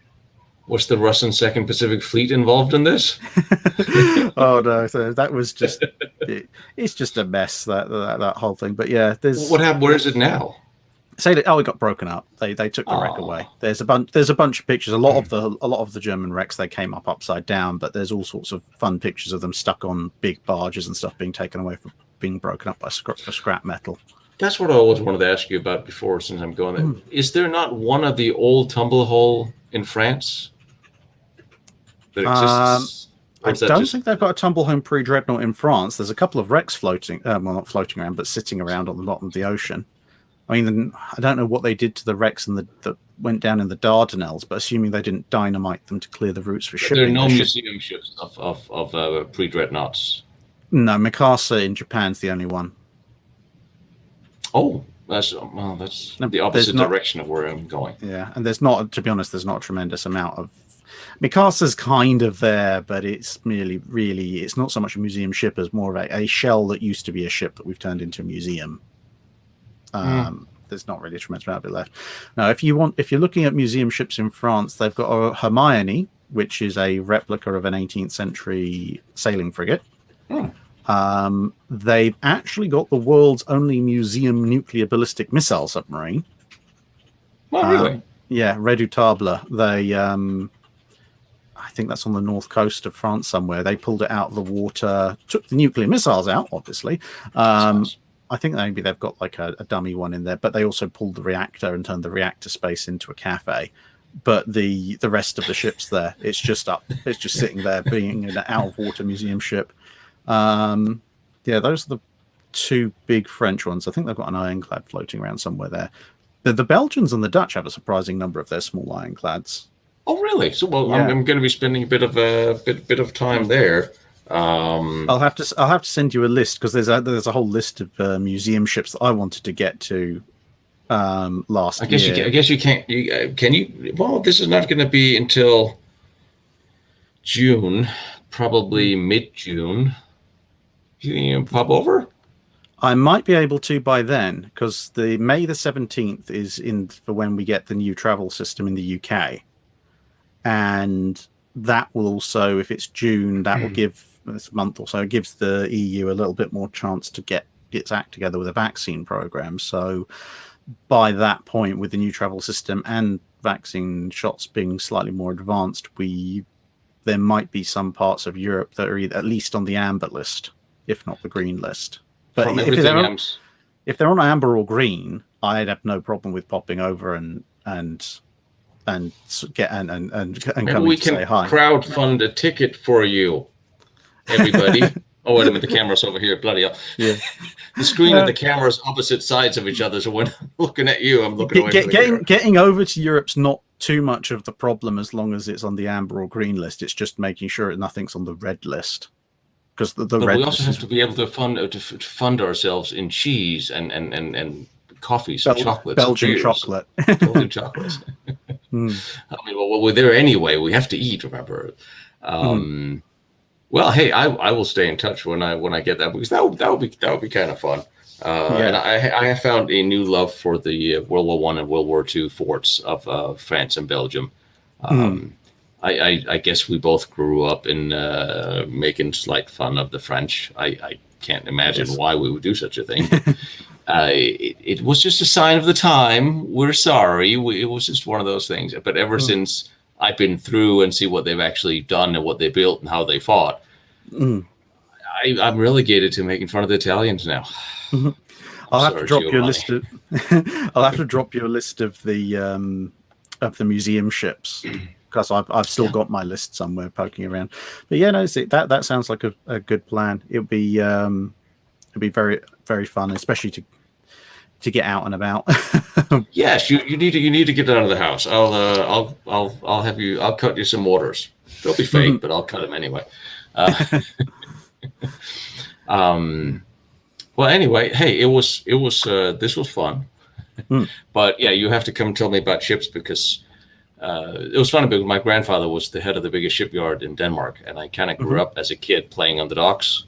Yeah, I was seven years old, no helmet, no hard hat, just running around and like, oh yeah, that's Struckmann's son, don't worry about it. Today, that would be outcry, newspaper, lawsuits, liability. Yeah. And I don't know that much about. I still don't know enough about ships, so that's got to be you. Fair enough. I'll bring my little drone as well. I've got an aerial drone, so I can take a lot of decent photos, assuming any of these things are even open. But I'm fairly sure if we say, look, we'll take some nice photos and drone footage and everything, and tell people that these museum ships even exist, they'll probably want the publicity. I have found from the museums out there generally very positive feedback from everybody. And I have my drone. I bought a second drone because the first one decided to fly away. Whoops. In Denmark. You know how it says high wind alert? Yes. Pay attention to that. It's not just for fun. They don't just say it and say it's no. It just drifted off there and tried to fly it against the wind, and then because in Denmark they don't allow cell phones from other countries, I didn't have any internet reception, so I couldn't bring it back to Dad. Whoops. Oh well. So wind, don't. This just sad. So if we have backups, good. And I'll see if I can find us an underwater drone or something. Since I'm going back up to that heavy water thingy, and I got little long camera pokey thingies now, and so we'll see what I find. But all right, buddy. Cool. It's got to be late there, so yeah. Damn. 11:15. Yeah, sounds late. It's on. Oh well. Give my best to the missus. Will do. And hopefully I'll see you on the continent when we do our version of Plan Yellow. Yeah, sounds good. All right, take care of yourself. You too. And you guys take care of yourself too. Yeah. Bye, everyone.